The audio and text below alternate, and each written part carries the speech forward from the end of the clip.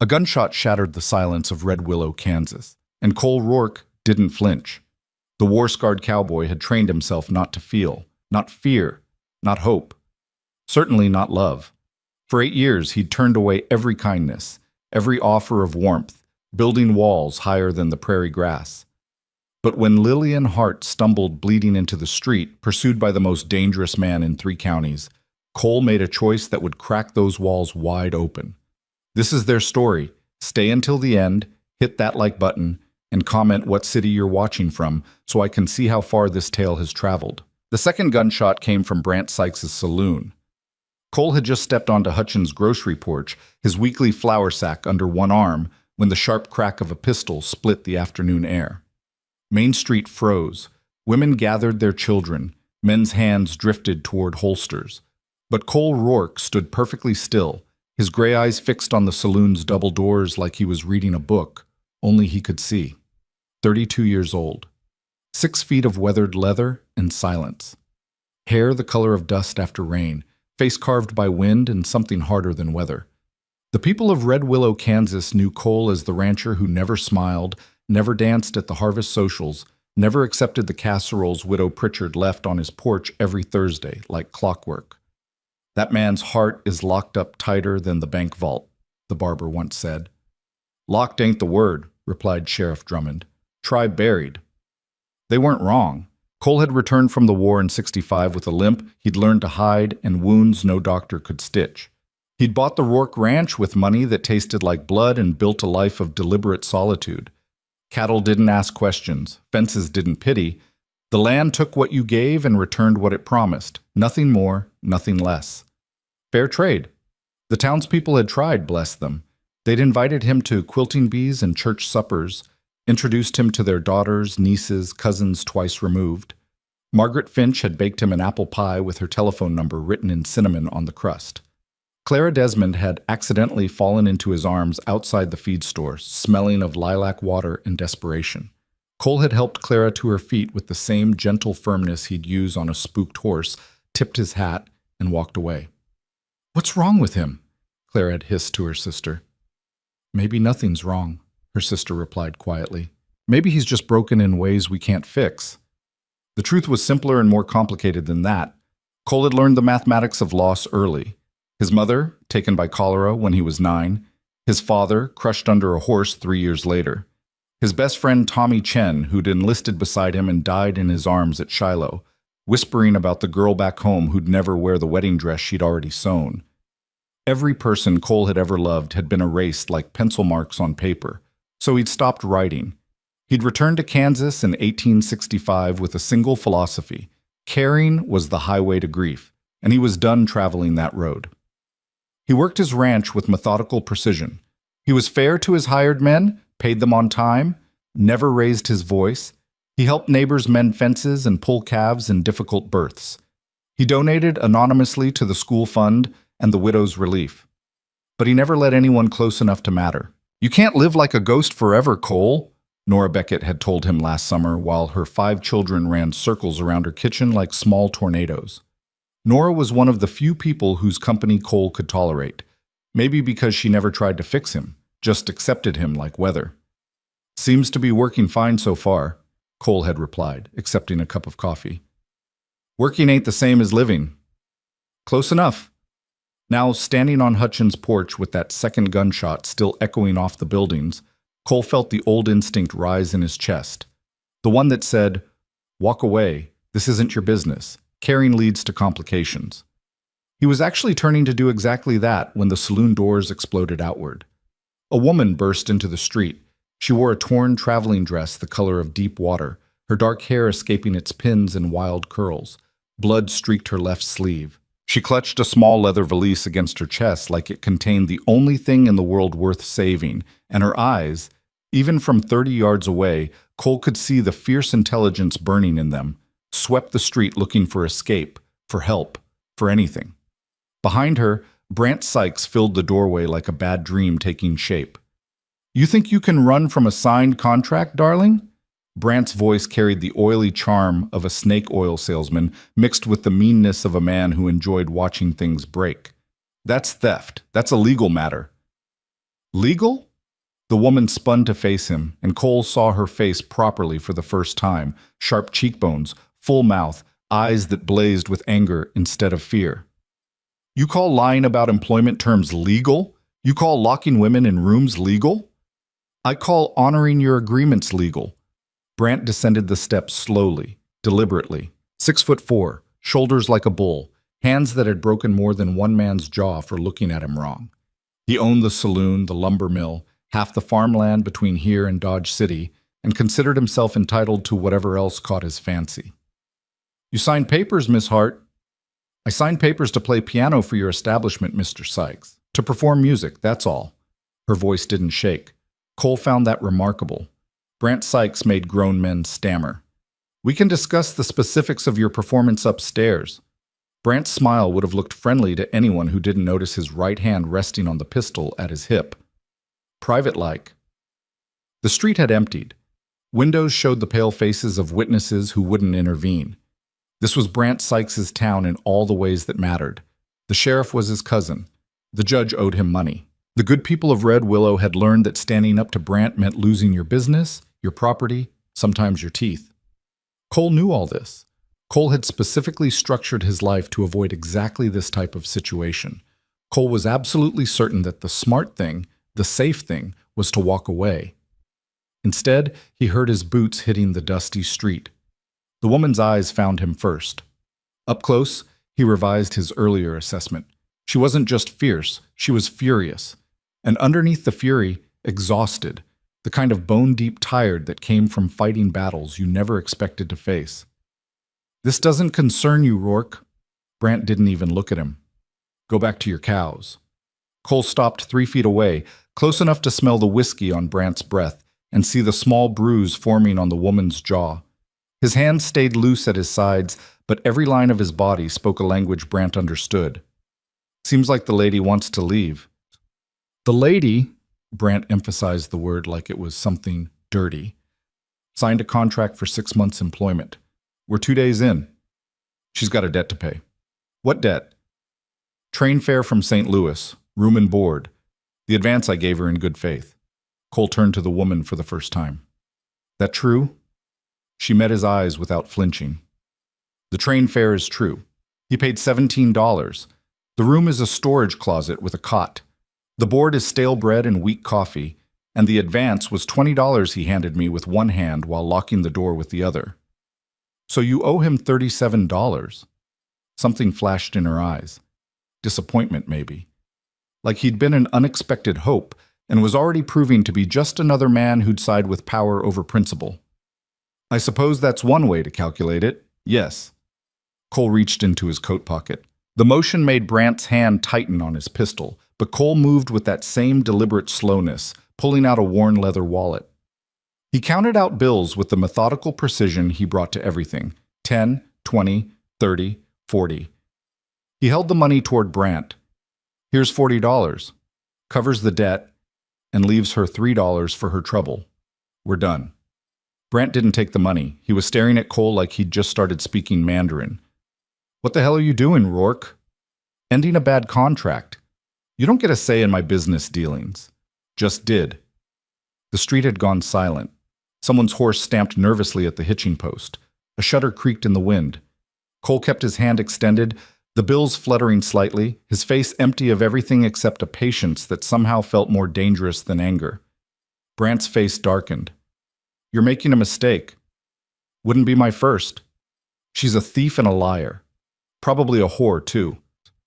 The woman inhaled sharply, but before she could speak, Cole's voice cut through the space between them like a knife through leather. Take the money, Brant. 3 words. Quiet.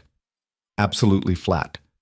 But something in them made Brant Sykes, who'd broken men twice his size, who'd run competitors out of business and enemies out of town, take an involuntary step backward. Because Cole Rourke never threatened, never raised his voice, never showed emotion, which meant when he did show up for something, he showed up complete. Brant snatched the money, counted it with quick, angry movements. This doesn't make her your problem, Rourke. It just makes you $40 poorer. I'll survive. Yeah?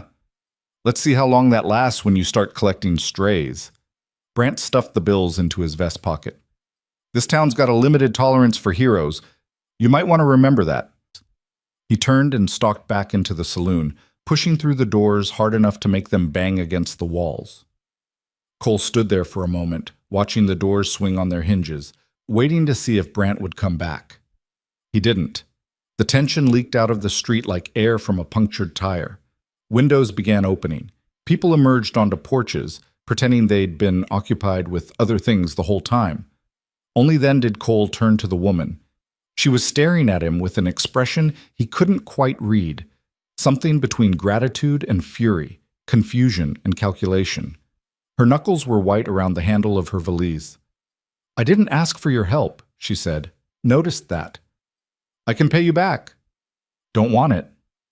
"I don't accept charity." "Wasn't charity, was a purchase. Bought out a bad contract, same as I'd buy cattle out of a bad situation." He realized how that sounded a second too late. "Didn't mean, I know exactly what you meant." Her voice could have etched glass. "You saw a woman in trouble and decided to solve the problem with money. Very efficient, very noble. And now I'm supposed to be grateful that I've been bought by a better class of owner." Cole felt heat creep up his neck. Not anger, but something worse. Shame. Because she was right. He'd reduced her to a transaction, solved her like a problem, the same way he approached everything in his carefully controlled life. "You're right," he said. "That was wrong of me." She blinked. Apparently she hadn't expected agreement. "I apologize," Cole continued. "You're not cattle. You're a person. A person who was in a bad situation and didn't have many options." He hesitated, then added, "But for what it's worth, you're free now. No debt, no obligation. To Brant or to me." "Free." She tested the word like it might be a trick. "Just like that." Just like that. "And what do you expect in return for this $40 freedom, Mr. Rourke, Cole Rourke?" "And I don't expect anything." "Everyone expects something." "Then I guess I'm not everyone." They stood there in the settling dust, two strangers tied together by $40 and a broken contract, neither quite sure what to do next. Cole became aware that half the town was watching from windows and porches, including Nora Beckett, who'd emerged from the general store with her youngest on her hip and a knowing smile on her weathered face. The woman followed his gaze, saw the audience, and lifted her chin. "I need somewhere safe to stay. Somewhere Brant Sykes won't find me." "Nora Beckett runs a farm 3 miles east, takes in workers and boarders. She's good people." "And you trust her?" Cole considered the question. "Much as I trust anyone." "That's not exactly a ringing endorsement." "It's the best I've got." Something that might have been a smile ghosted across her face, gone too quick to be sure. "Fair enough. Can you take me there?" Every instinct Cole had developed over the past 8 years screamed at him to point the way and walk in the opposite direction. Getting involved led to complications. Complications led to caring. Caring led to loss. He'd just spent $40. That was already more involvement than he'd had with another human being in years. But Nora's farm was 3 miles through open country, and Brant Sykes had a mean streak wider than the Kansas plains.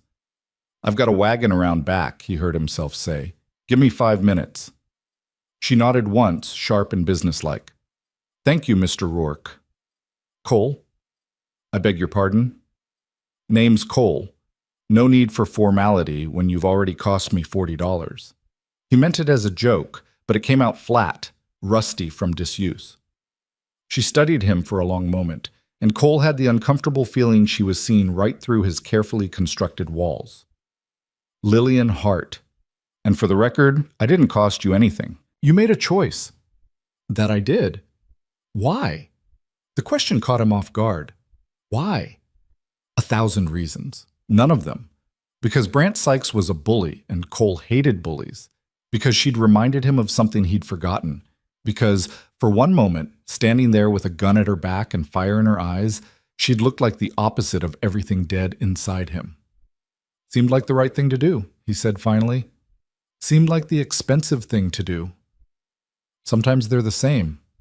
Lillian Hart's eyes narrowed slightly, reassessing. "I think you're more complicated than you pretend to be, Cole Rourke. I think you're wrong. We'll see." She said it with the certainty of someone who'd made a study of reading people. And Cole felt an unfamiliar flutter of something in his chest. Not fear exactly, but close. The sense that this woman could become dangerous to his carefully maintained solitude. He turned toward the alley where he'd left his wagon, calling over his shoulder, 5 minutes! Don't go anywhere Brant can see you. Where would I go? It was a real question, not rhetorical. Cole heard the exhaustion underneath it, the bone-deep weariness of someone who'd traveled a long way on empty promises. Mrs. Hutchins makes good coffee, he said, nodding toward the grocery. Tell her Cole said to put it on my tab. He didn't wait for her response, just walked away before he could do something stupid like offer her more than coffee. Like ask what had brought her all the way from St. Louis to this dusty Kansas town. Like wonder what kind of music she played and whether she ever smiled when she thought no one was watching. The wagon was where he'd left it. His 2 horses, steady and true, named for the only virtues that mattered, dozing in the afternoon heat. Cole checked the harness automatically, his hands working through familiar motions while his mind tried to catch up with what he'd just done. $40. He'd paid $40 for a stranger. That was half a month's profit. That was new fence posts for the south pasture. That was the practical, sensible choice being trampled by something he couldn't quite name. Well, hell, he muttered to Steady, who flicked an ear in response. Talking to yourself now, Cole? Nora Beckett appeared at the mouth of the alley, her youngest daughter perched on one hip, 3 more children orbiting her like small planets. At 45, Nora had buried 2 husbands and raised 7 kids on land that fought back against every seed planted. She had laugh lines deep as river valleys and eyes that missed nothing. Just thinking out loud, that was quite a show back there. Wasn't trying to put on a show. No, you never are. Nora shifted her daughter to her other hip. Bringing her to my place? If that's all right. Of course it's all right. Could use help with the harvest anyway, and if she can actually play piano like Brant claimed, the children would love it. Nora's expression turned serious. Brant's not going to let this go, you know. I know. He'll make it personal. Let him. Nora studied him the way she might study a horse she was considering purchasing, looking for soundness, spirit, hidden flaws. You're different today. Same as always. No, there's something in your eyes I haven't seen in years. She smiled, soft and knowing. Looks almost like feeling. Cole turned back to his horses, checking straps that didn't need checking. You're imagining things. Am I? Nora's voice was gentle, the kind of gentle that hurt worse than harsh words. Cole, you're a good man. One of the best I know. But you've been living like you're already dead. Like that war took more than your friends. It took your future, too. Nora, shh. I'm not trying to fix you. I know better than that. She touched his arm briefly, a butterfly landing. I'm just saying, maybe $40 for a stranger is the smartest thing you've spent money on in 8 years. She left before he could respond, herding her children back toward the general store, and Cole was alone with his horses and the uncomfortable truth that Nora Beckett saw too much. He finished with the wagon and drove it around to the front of Hutchins' grocery. Lillian Hart was waiting on the porch, standing straight-backed despite the exhaustion Cole could see in the tight set of her shoulders. She'd pinned her hair back up and wiped the dust from her face, transforming herself from desperate refugee to composed traveler with nothing more than determination and spit. She climbed onto the wagon seat without waiting for help, settling her valise between them like a small fortress. Cole clicked his tongue and the horses started forward, their hooves raising little puffs of dust that hung in the still air. Main Street slid past. The bank, the feed store, the church with its white steeple pointing at the endless sky. People watched from windows and porches, and Cole could feel their curiosity like heat on his back. They left the town behind, following the rutted road east toward Nora's farm. The prairie opened up around them, grassland rolling to the horizon under a sky so big it made everything else seem temporary. Late afternoon sun slanted gold across the landscape, catching in the seed heads and turning the whole world into something almost beautiful. Lillian broke the silence first. How long have you lived here? All my life, except for the war years. You fought? Most men my age did. Which side? Cole glanced at her, surprised by the directness. Union, though Kansas was complicated. Brother fought brother in these parts. She nodded like he'd confirmed something she'd suspected. And you came back to ranching. Seemed like the thing to do. The thing to do or the thing to hide in? The words hit harder than a fist. Cole's hands tightened on the reins and Steady tossed his head in response to the sudden tension. He forced himself to relax his grip. You always this direct with strangers who help you? You always this evasive with women you rescue? Didn't rescue you, bought out a contract. Is that what you tell yourself? Lillian turned to face him fully, and Cole felt the weight of her attention like sun through a magnifying glass. You saw a woman in trouble and you helped. That's rescue, whether you want to call it that or not. Fine. Then yes, I rescued you. Happy? Not particularly. I don't like needing rescue. Didn't notice you turning it down. I'm practical, not proud. Brant Sykes would have dragged me back into that saloon and locked me in that room, and everyone in town would have pretended not to notice until I either gave in or found a way to escape myself. Her voice was matter of fact, but Cole heard the steel underneath. You gave me a third option. I'm grateful, even if I resent needing it. Cole didn't know what to say to that, so he said nothing. The wagon rolled on, wheels creaking, harness jingling. A hawk circled overhead, riding the thermals. The prairie smelled like dust and dry grass and the coming evening. Can I ask you something? Lillian said after a while. Can I stop you? Probably not. Why did you do it? Really, you don't know me. $40 is a lot of money. And from what I saw in town, you're not exactly the type to insert yourself into other people's problems. Cole thought about lying, thought about giving her the easy answer about doing the right thing. But something about Lillian Hart made him want to tell the truth, even when the truth was complicated. I spent 8 years building a life where nothing could touch me, he said slowly, where I didn't have to care about anyone or anything except work and staying alive. It's a small life, but it's safe. And then you stumbled into the street with blood on your sleeve and fire in your eyes, and for about 10 seconds, I felt something I haven't felt since 1865. What was that? Like maybe safety isn't the same as living. The words hung between them, more honest than Cole had intended. He waited for her to laugh or pity him, or worse, try to fix him like all the well-meaning folks in Red Willow. Instead, Lillian Hart was quiet for a long moment before saying, "That's the saddest thing anyone's ever told me." Wasn't looking for sympathy. Good, I'm not offering any. She adjusted her skirts, brushing at a stain. But I understand it. That urge to make yourself small enough that life can't hurt you anymore. I left St. Louis for the same reason. Running from something? Running towards something, I thought. Fresh start, honest work, a place where my past didn't matter and my future was my own. She laughed, but there was no humor in it. Turned out I was just trading one cage for another. At least now I know what to watch for. What happened? In St. Louis, Lillian was quiet so long Cole thought she wouldn't answer. Then, I was engaged. To a man I thought I loved. He seemed kind, successful, owned a music hall, promised me we'd be partners in business and life. What went wrong? I found out he already had a wife and 2 children in Chicago, and a mistress in Memphis, and debts throughout the Mississippi Valley that he planned to settle by selling my family's property my father left in my name, trusting me to be smart enough not to marry a con artist. Cole let that settle. You were smart enough to figure it out. 2 days before the wedding, after I'd already burned every bridge in St. Louis society defending him. She stared out at the prairie, so I sold everything I could, bought a train ticket west, and answered the first advertisement for honest work I could find. Turns out, I'm not very good at spotting liars.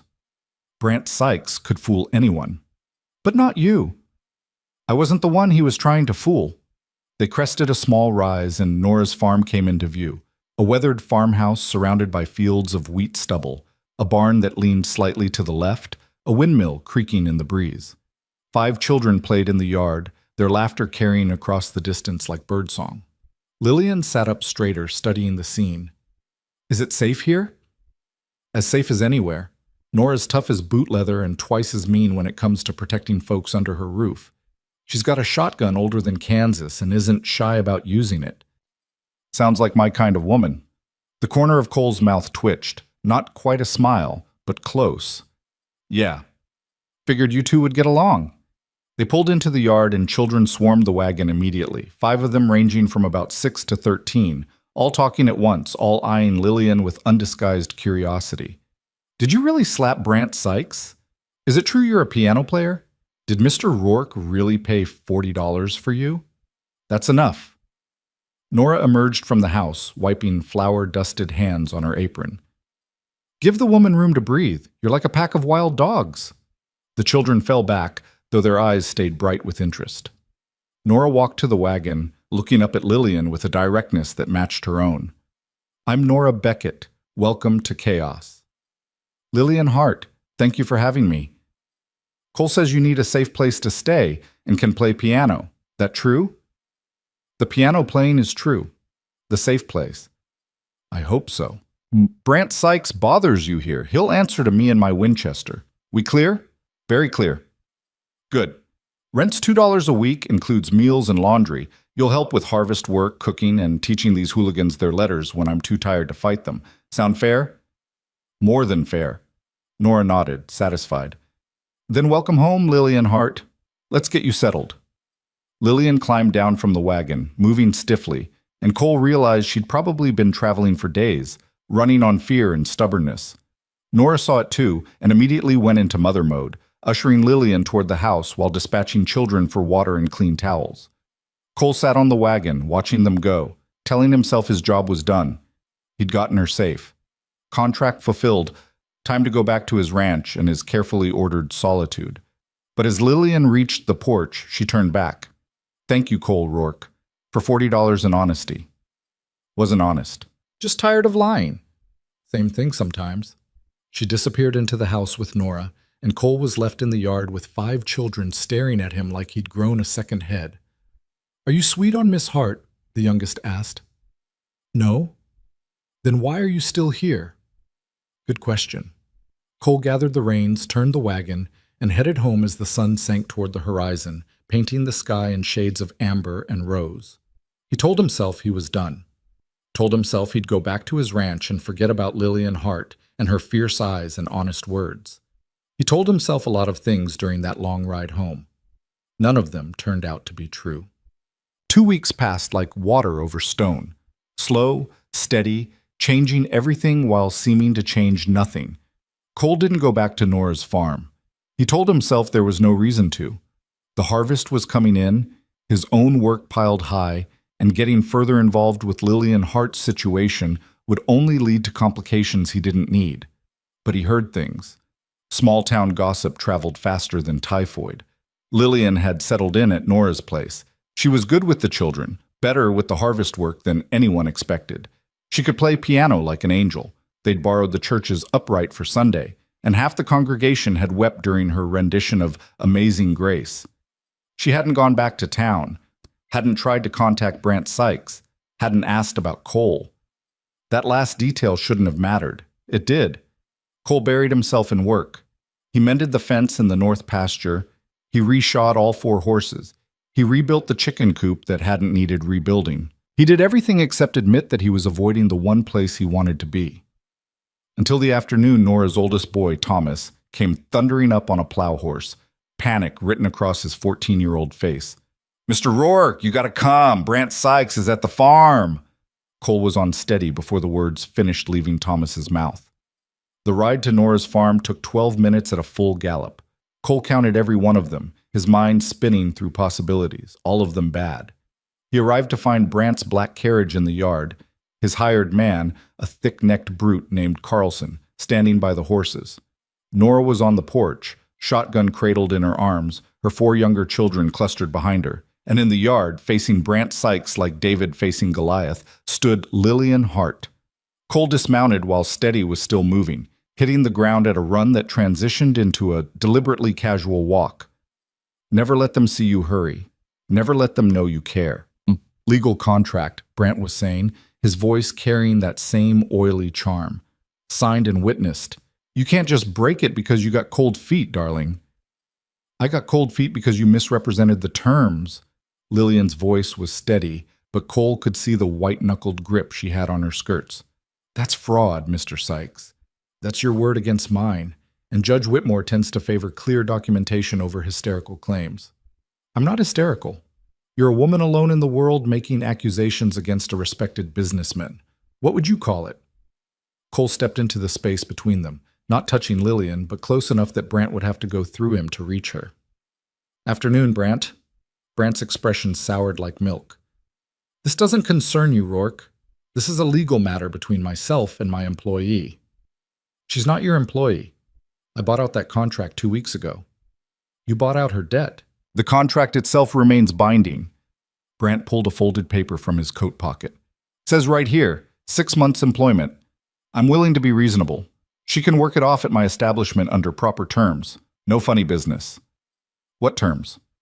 Piano playing, evening performances, room and board provided. And if she refuses? Then I'll take it to Judge Whitmore. Breach of contract. I'm entitled to damages. Brant's smile was all teeth. Could be expensive for her. Could be expensive for anyone harboring her.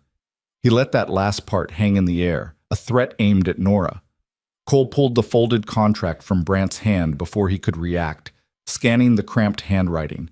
It was a standard employment agreement, 6 months, terms for room and board, performance of duties as assigned by the employer. The signature at the bottom was definitely Lillian's, flowing, confident script. This is a legal document, Cole said. That's what I've been trying to tell your lady friend. It's also vague as hell. Performance of duties as assigned could mean anything. No reasonable judge would enforce this. Judge Whitmore will enforce what I tell him to enforce. Brant's veneer of charm was cracking. Now stop playing lawyer and stay out of business that doesn't concern you. It concerns me when you show up at a friend's property making threats. Friend? I thought you didn't have friends, Rourke. Brant stepped closer, and Cole smelled whiskey and expensive cologne. Whole town knows you're the lonely cowboy who won't let anyone close. So what's different about this one? She special? Or are you just lonely enough now that even a con artist from St. Louis looks good?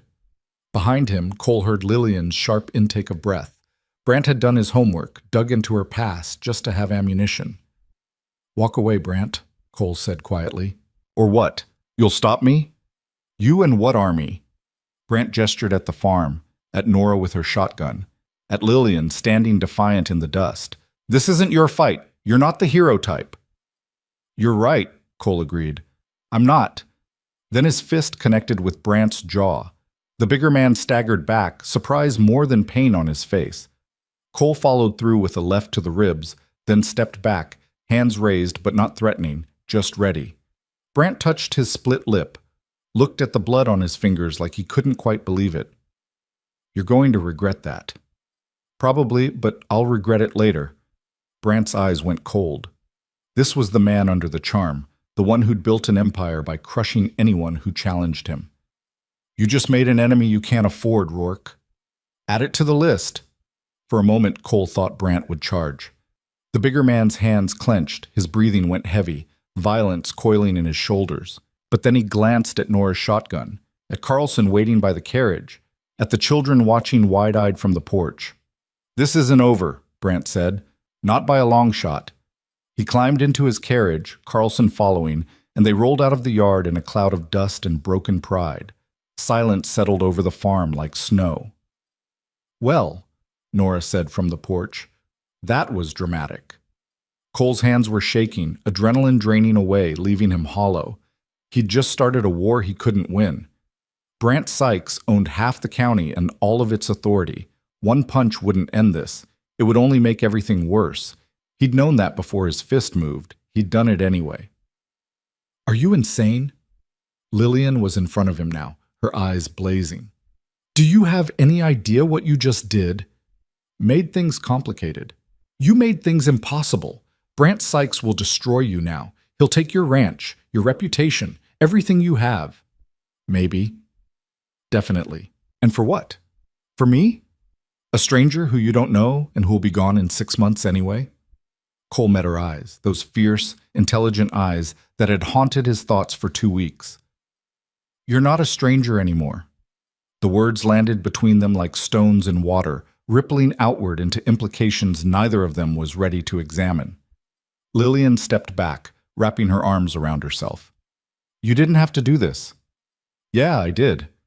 Why? The same question she'd asked 2 weeks ago. The same question that had 100 answers and only one truth. Because I'm tired, Cole said simply. Tired of watching bad things happen and telling myself it's not my problem. Tired of being safe. Tired of being alone. He looked at his hands, at the split knuckles already starting to swell. Maybe I didn't punch Brant for you. Maybe I punched him for me. Lillian stared at him for a long moment, and Cole couldn't read her expression. Anger, fear, something that might have been hope or might have been pity. Then she did something completely unexpected. She laughed, not hysterical laughter, not scared laughter, real, genuine amusement that lit up her whole face and made her look 10 years younger. "You're insane," she said again, but this time it sounded almost like a compliment. "Been told that before. And somehow I believe you." She shook her head, still smiling.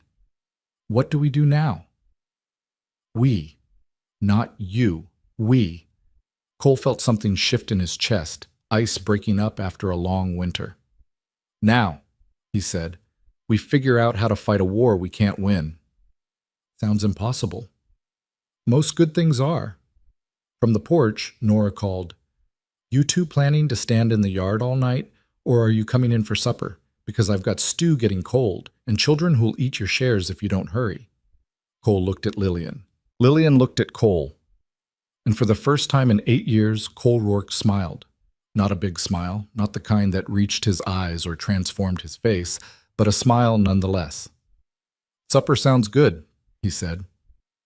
They walked to the house together, and behind them, the sun set on Red Willow, Kansas, painting the sky the color of blood and gold, and promising storms ahead. The stew was venison and potatoes, thick enough to stand a spoon in, seasoned with herbs from Nora's garden, and the kind of care that came from feeding hungry mouths on limited means. Cole sat at the long wooden table surrounded by chaos, 5 children talking over each other, Nora refereeing disputes about who got the last biscuit, Lillian helping the youngest cut her meat with a patience that seemed infinite. It was the opposite of everything Cole's life had been for 8 years. It should have made him want to run. Instead, he found himself reaching for a second helping. "Mr. Rourke punched Brant Sykes right in the mouth," 9-year-old Samuel announced to the table for the 3rd time, his eyes wide with admiration. "Blood everywhere." "Wasn't everywhere," Cole corrected. "Was a split lip, that's all." "Looked like everywhere to me." "You've got an imagination, son."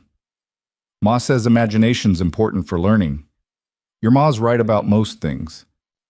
Cole glanced at Nora, who was watching him with that knowing expression that made him feel transparent as window glass. Lillian had been quiet through most of the meal, responding to the children's questions with half her attention, while the other half seemed focused on something far away. Now she set down her fork and looked directly at Cole. "We need to talk about what happens next." "Can it wait until after dessert?" Nora asked. "I made apple cobbler, and these vultures will eat the whole thing if we don't establish portions." "There's dessert?" Samuel perked up. "There's always dessert if you eat your vegetables." "I ate 3 carrots. 2 carrots, and you hid one under your napkin. Try again." While Nora orchestrated the complex negotiations of dessert distribution, Cole felt Lillian's eyes still on him. He met her gaze and saw the worry there, the calculation, the burden of knowing that his impulsive punch had tied their fates together, whether either of them wanted it or not. After supper, while Nora got the children ready for bed and the house filled with the sounds of protests about toothbrushing and prayers, Cole and Lillian found themselves on the porch. The night had come in cool and clear, stars scattered across the sky like salt spilled on black velvet.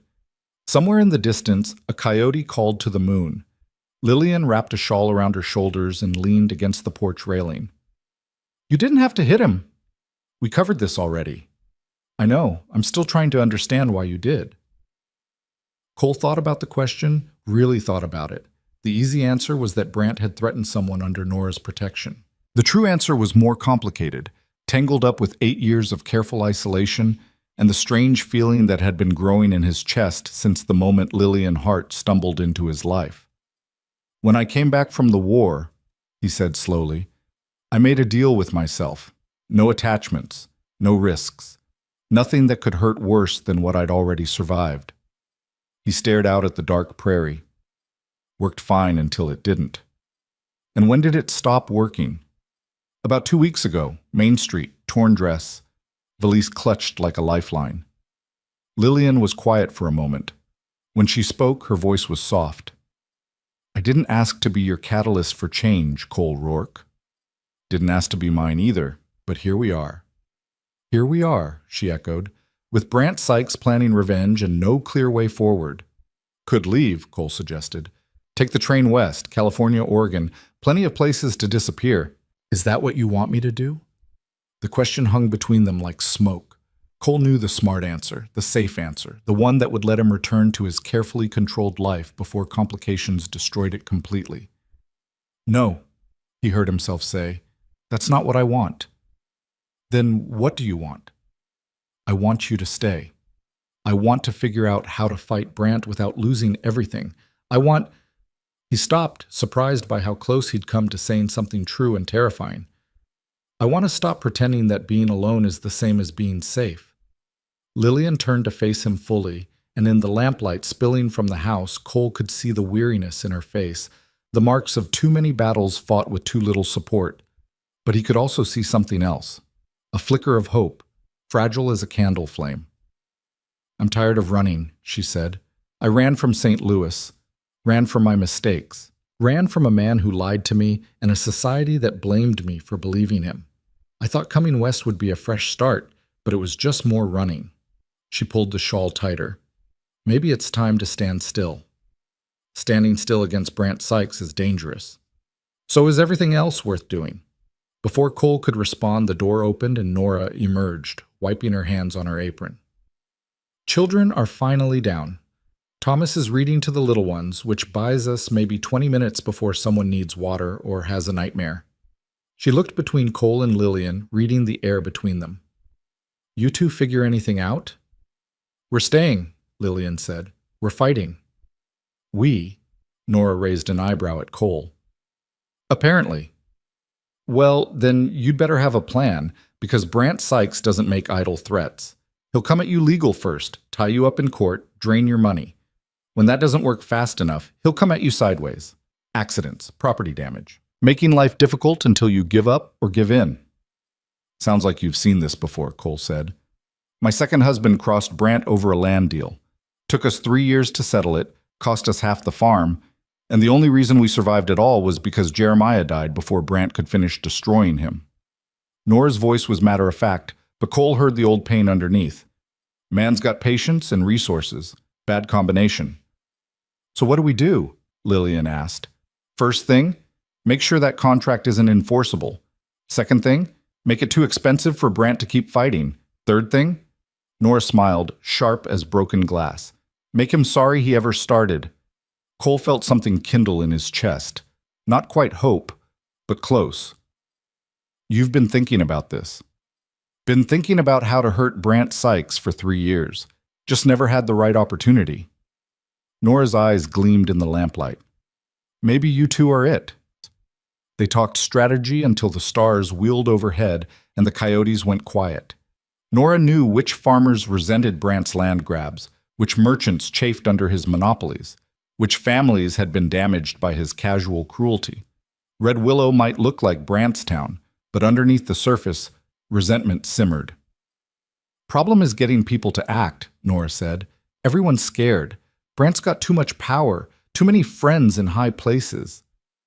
Then we need to make him look weak, Lillian suggested. Show people he can be stood up to.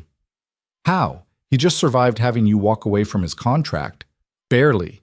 And only because Cole paid him off and then punched him in front of witnesses. Lillian leaned forward, animated now, her strategic mind visibly working. That's 2 losses in 2 weeks. Public losses. If we can keep that momentum going, he'll come down twice as hard, Cole finished. Probably. But he'll also make mistakes. Angry men always do. Cole studied her. This woman who'd stumbled into his life with nothing but a valise and determination, who'd been lied to and trapped, and was still plotting strategy instead of surrender.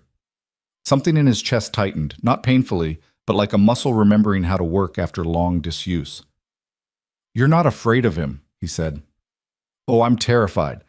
I'm just more tired of being afraid than I am scared of fighting back. Lillian met his eyes. You understand that, don't you? He did. Better than she knew. They kept planning until Nora finally shooed them both towards sleep, Lillian to the small room she shared with the two youngest girls, Cole to the barn loft where he'd slept during harvest seasons past. He lay in the hay listening to the horses shift in their stalls below, staring at ceiling beams he could barely see in the darkness. Tomorrow, he'd ride back to his ranch. Tomorrow, he'd start preparing for whatever Brant threw at them. Tomorrow, he'd have to face the fact that he'd just traded 8 years of careful solitude for a war he might not win. But tonight, for the first time since he could remember, Cole Rourke wasn't alone. It should have terrified him. Instead, it felt almost like peace. The next 2 weeks moved like a river gathering speed before rapids, deceptively calm on the surface while currents pulled everything toward inevitable collision. Cole returned to his ranch to find his fence posts torn down along the eastern boundary and 20 head of cattle missing. No sign of them on his land. No evidence of who'd taken them, just missing, like they'd evaporated into prairie air. He reported it to Sheriff Drummond, who wrote it down with all the enthusiasm of a man filling out tax forms and promised to look into it with the same tone people used when they had no intention of doing anything at all. Probably just wandered off, Drummond suggested, not meeting Cole's eyes. Cattle do that. Through intact fence? Fence looks torn up to me. Maintenance issue, maybe. That fence was fine yesterday. Well, can't hardly charge a man for poor fence maintenance, can I? Drummond closed his notebook with the finality of a door slamming.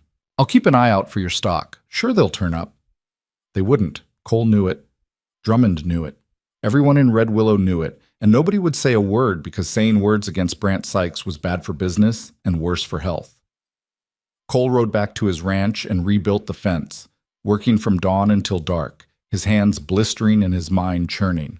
This was just the beginning. Brant was making a point. I can hurt you, and nobody will stop me. The message was received. 2 days later, someone poisoned his well. Cole found his horse steady, sick and retching, foam at his mouth, eyes rolling. He spent 6 hours nursing the animal back from the edge while rage built in his chest like a thunderstorm. Easy, boy, he whispered, stroking Steady's neck while the horse trembled. You're all right. You're all right. The horse survived. The well didn't. Cole spent the next day hauling water from the creek and planning how to dig a new well he couldn't afford. He didn't go to the sheriff. No point in performing a play when everyone knew the ending. Instead, he rode to Nora's farm. He found Lillian in the field, her skirts hiked up and tucked into her waistband, helping with the late harvest. She moved down the rows with quick efficiency, her hands already toughened from work, her face flushed from sun and effort. When she saw him approach, she straightened, shading her eyes. You look terrible, she said. Feel worse. Got a minute? They walked to the edge of the field, out of earshot from the children playing near the barn. Cole told her about the cattle, the fence, the well. With each detail, Lillian's expression grew harder. He's trying to break you financially, she said when he finished. Force you to sell at a loss or abandon the ranch entirely. Yeah, I figured. What are you going to do? Cole looked at her, really looked. Lillian Hart had been in Red Willow for 3 weeks and had already transformed. The desperate woman who'd fled Brant's saloon had been replaced by someone stronger, surer, forged by work and community into something that could bend without breaking. She reminded him of himself before the war, before loss had taught him that caring was dangerous. I'm going to fight back, he said. How? Haven't figured that part out yet. Lillian smiled quick and fierce. Good thing you've got help, then. That evening, sitting around Nora's table with coffee and determination, they planned their counterstrike. It wasn't much. Brant had money, power, connections. They had stubbornness and a growing network of people who'd been hurt by his greed. Jacob Miller still owes Brant money on his land, Nora said. Been paying it off for 5 years, but the interest keeps growing. Man's working himself to death and getting nowhere. How much does he owe? Cole asked. Last I heard, around $300. Cole winced. That was a fortune. More than he could spare, especially with missing cattle and a poisoned well. What if we helped him? Lillian suggested.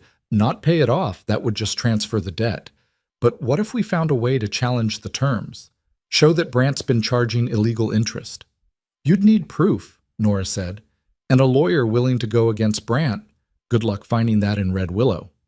What about Dodge City? Cole suggested. Bigger town, more lawyers, harder for Brant to control them all. Still need proof.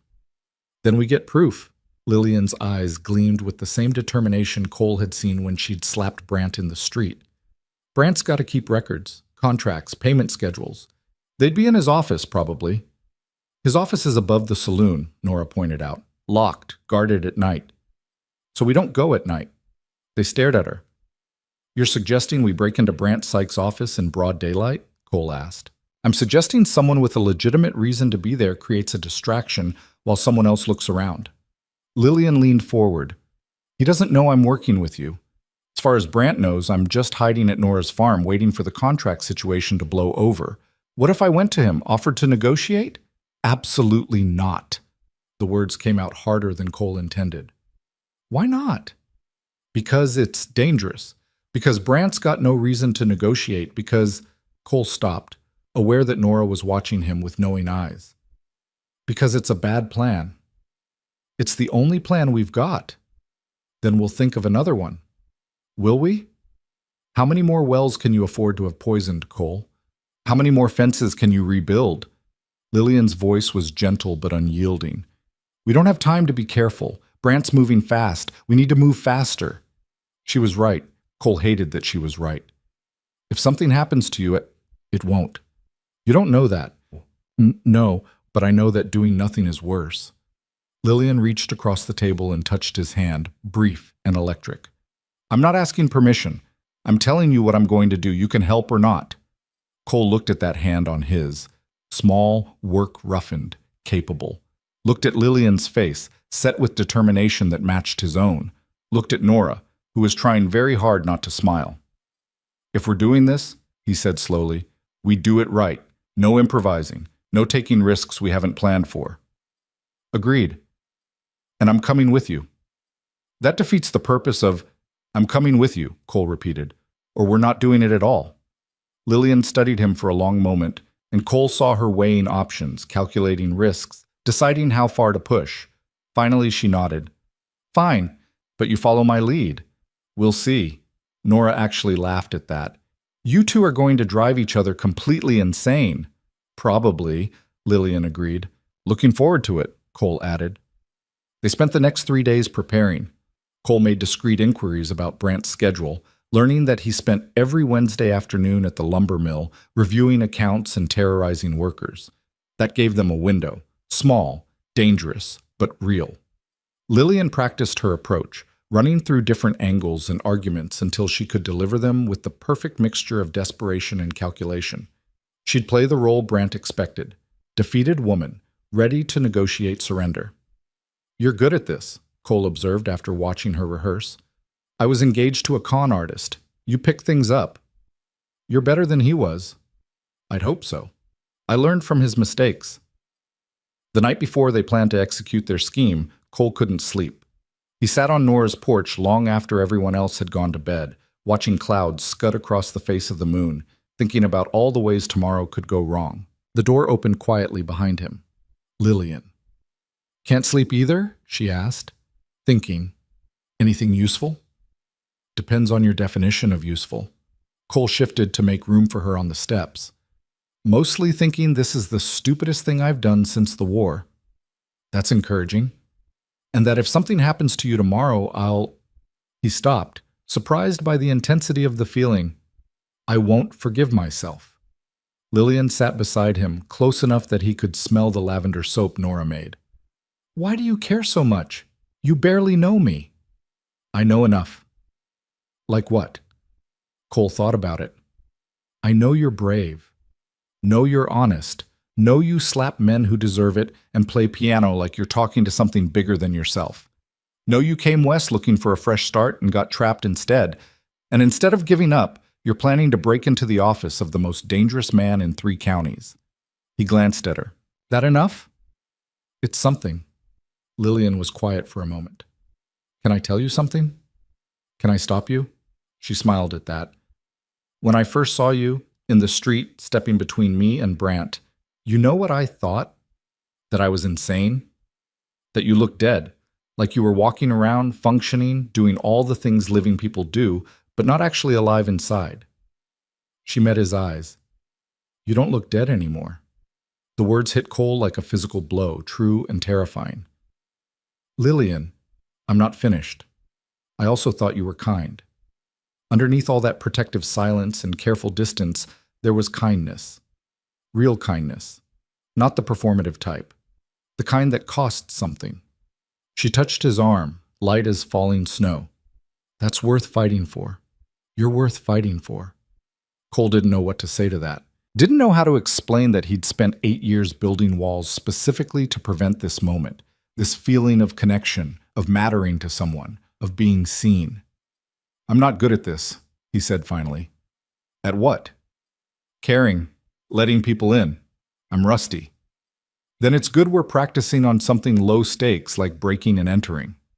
Her tone was light, but her eyes were serious.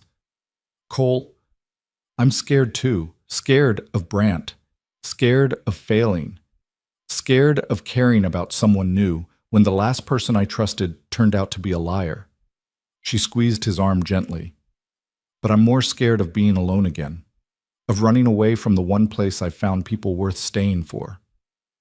Worth staying for, Cole repeated. That include me? What do you think? He thought about the question honestly. Thought about Lillian teaching Nora's children their letters, her patient hands guiding small fingers across borrowed books. Thought about her in the fields, working until sunset without complaint. Thought about her voice when she talked strategy, fierce and smart and uncompromising. Thought about how his ranch had felt empty in a way it never had before.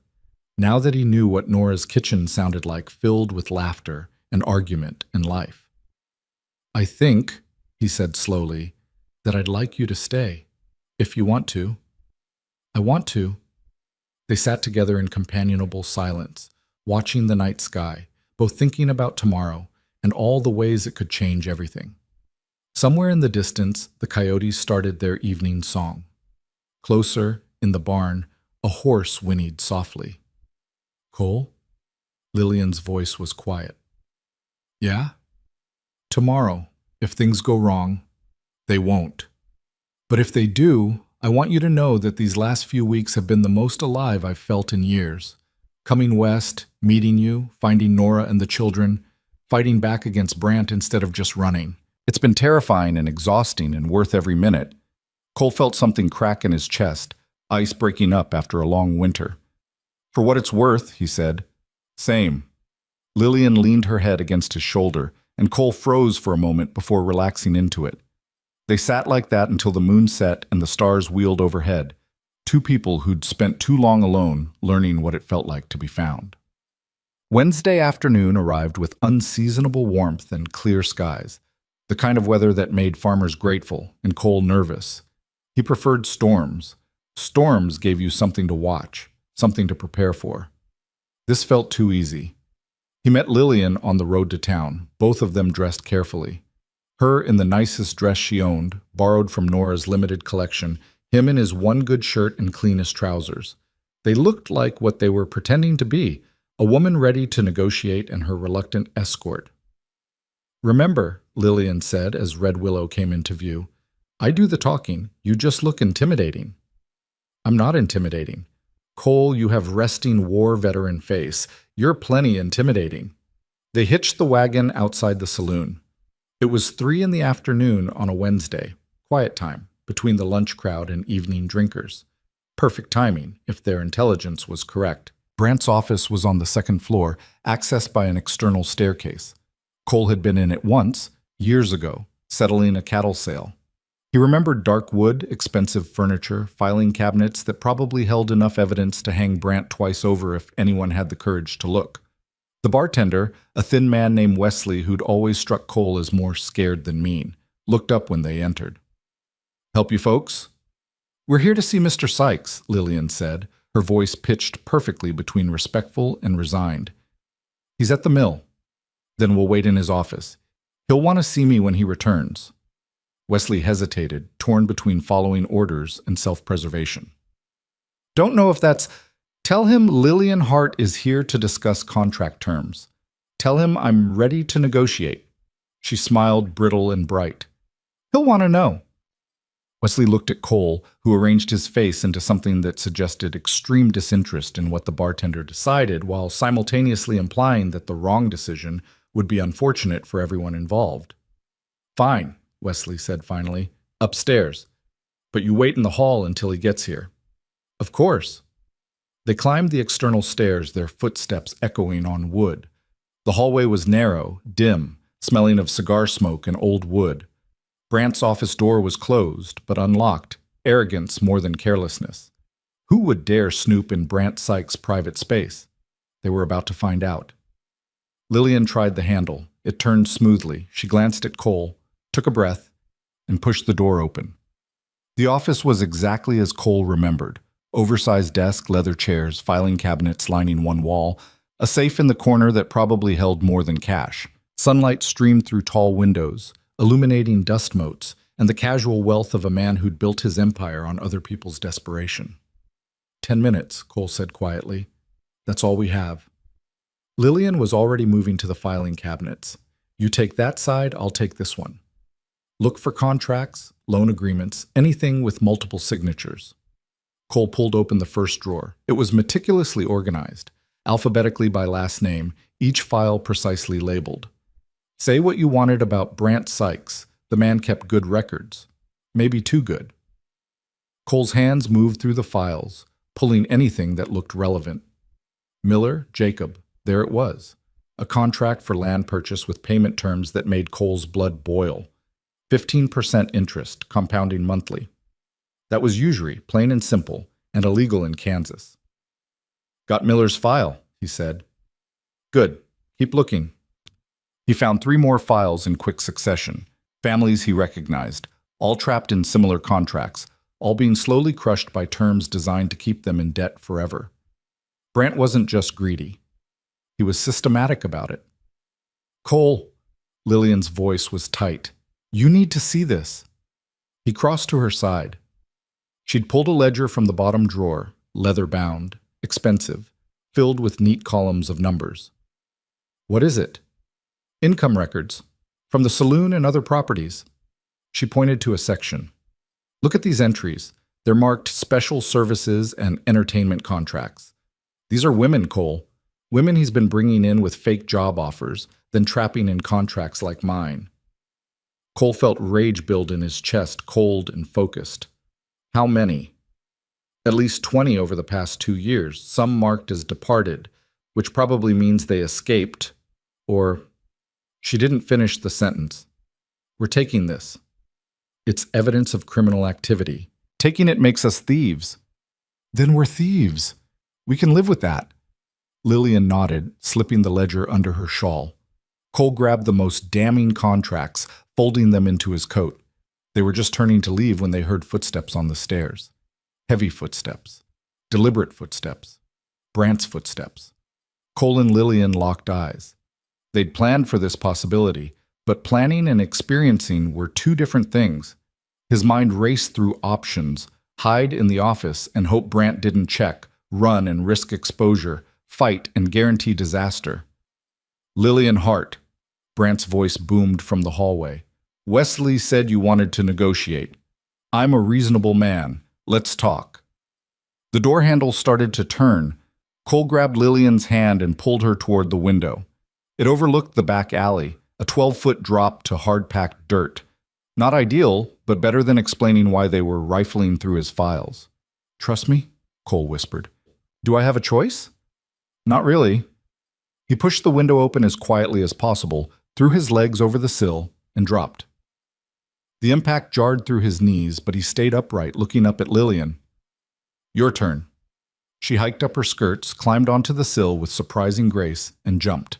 Cole caught her, the momentum knocking them both back a step, and for a moment they stood there in the alley, close enough that he could see gold flecks in her eyes, feel her heart pounding against his chest. That was insane, she whispered. Seemed like a good idea at the time. Above them, they heard Brant's voice rising in anger as he discovered his empty office and open window. We need to move, Cole said. They ran. They didn't stop running until they reached the wagon, and even then Cole's hand shook as he unhitched the horses with speed born of necessity rather than grace. Behind them, he could hear Brant's voice bellowing from the second-floor window, calling for Wesley, for Carlson, for anyone who could chase down two thieves stupid enough to rob him in broad daylight. "Go, go!" Lillian hissed, scrambling onto the wagon seat. Cole snapped the reins and the horses lunged forward, their hooves throwing up clouds of dust as they bolted down Main Street. People scattered, Mrs. Hutchins with her shopping basket, the blacksmith's apprentice carrying an anvil, a dog that barked furiously at their passing. Cole kept his eyes forward, navigating the rutted street with single-minded focus, while Lillian clutched the documents to her chest like they were made of solid gold. They were worth more than gold. They were proof. The edge of town blurred past, and suddenly they were on open prairie, the horses settling into a hard gallop that ate up distance. Cole risked a glance back. No pursuit yet, but it would come. Brant Sykes didn't forgive theft, and he especially wouldn't forgive being made a fool of twice in 1 month. "Did we really just do that?" Lillian asked, her voice pitched high with adrenaline and something that might have been laughter or might have been hysteria. "Appears so. We jumped out a window. Seemed preferable to the alternative. We stole evidence from the most dangerous man in 3 counties. You wanted to move faster than him. Congratulations." Cole eased the horses back to a sustainable pace, his heart still hammering. "How you feeling?" "Alive." Lillian turned to him, her eyes bright with triumph and terror in equal measure. Terrified and exhilarated and completely alive. She laughed, and this time it was definitely laughter, wild and unrestrained. "We did it, Cole. We actually did it. We got evidence. That's step 1. Still got to figure out what to do with it. We take it to a lawyer in Dodge City, just like we planned. Show them Brant's been operating an illegal loan scheme and trafficking women under false pretenses. Get injunctions against the contracts, maybe even criminal charges." It sounded good when she said it. Clean, simple. The kind of plan that worked in a world where justice mattered more than money and connections. Cole had stopped believing in that world around the same time he'd watched his best friend die in a Tennessee field. But he didn't say that. Instead he said, "We'll head to Nora's first. Make copies of everything in case something happens to the originals. Then I'll ride to Dodge tomorrow." "We'll ride to Dodge." "Lillian, we. I'm not staying behind while you take all the risk. Those documents are as much mine as yours. More, actually. My name's probably in that ledger somewhere." Cole wanted to argue. Wanted to insist she stay safe at Nora's farm while he handled the dangerous part. Wanted to protect her the way he'd failed to protect everyone else he'd cared about. But Lillian Hart wasn't asking for protection. She was demanding partnership. "Fine," he said. "We go together." "Thank you." "Don't thank me yet. We're not out of this." They rode in silence for a while, the prairie stretching endlessly around them, grassland and sky meeting at a horizon that seemed impossibly far away. The sun was starting its descent, painting everything in shades of amber and rust. It would have been beautiful if Cole's mind hadn't been racing through everything that could still go wrong. Nora's farm appeared ahead, the windmill visible first, then the barn, then the house with smoke rising from the chimney. The children were playing in the yard, some kind of elaborate game involving sticks and imagination, and their laughter carried across the distance like bells. They'd barely stopped the wagon when Nora emerged from the house, her face tight with worry. "You're back early. Something go wrong?" "Define wrong," Cole said, climbing down. "We got what we came for," Lillian added, showing the documents. "But Brant knows someone was in his office. He'll figure out it was us soon enough." Nora's expression shifted from worried to calculating. "Then we don't have much time. Inside, both of you. Children, keep playing. Thomas, keep an eye on the road." Inside the house, they spread the documents across Nora's kitchen table. Contracts, loan agreements, the damning ledger with its neat columns of exploitation. Nora read through them with the focus of a woman who'd learned to spot danger in fine print, her lips pressed into a thin line. "This is worse than I thought," she said finally. "The contracts are bad enough, but this ledger, if this became public knowledge, Brant wouldn't just lose his business. He'd hang. Which is exactly why he'll do anything to get it back," Cole said, "or destroy anyone who's seen it." Nora looked up, her eyes sharp. "You two just painted targets on your backs. You know that, right?" "We know." Lillian said quietly. "And you're still planning to take this to Dodge City? To a lawyer who'll probably be in Brant's pocket anyway. Not all of them can be bought. You'd be surprised." Nora drummed her fingers on the table, thinking. "But you're right that we need legal help. Question is whether we can get it before Brant shuts this down permanently." Cole was about to respond when Thomas burst through the door, his face flushed from running. "Ma, riders coming. 4 of them moving fast." Everyone moved at once. Nora grabbed the documents, shoving them into a flour sack. "Cole, take these to the root cellar. Lillian, help me with the children. Thomas, get the shotgun." Cole took the sack and ran, his boots pounding across the packed earth floor to the small door that led to the root cellar. He descended quickly, shoving the sack behind a barrel of preserves, covering it with old burlap. Not a perfect hiding place, but it would have to do. When he emerged, the riders were already in the yard.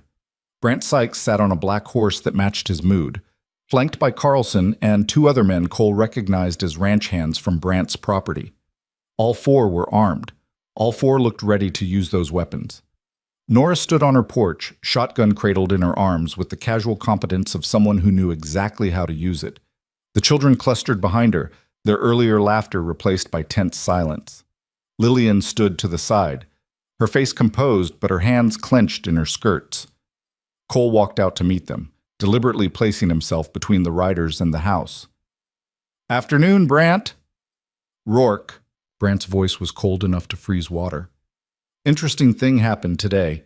Someone broke into my office, stole private property. You wouldn't know anything about that, would you?"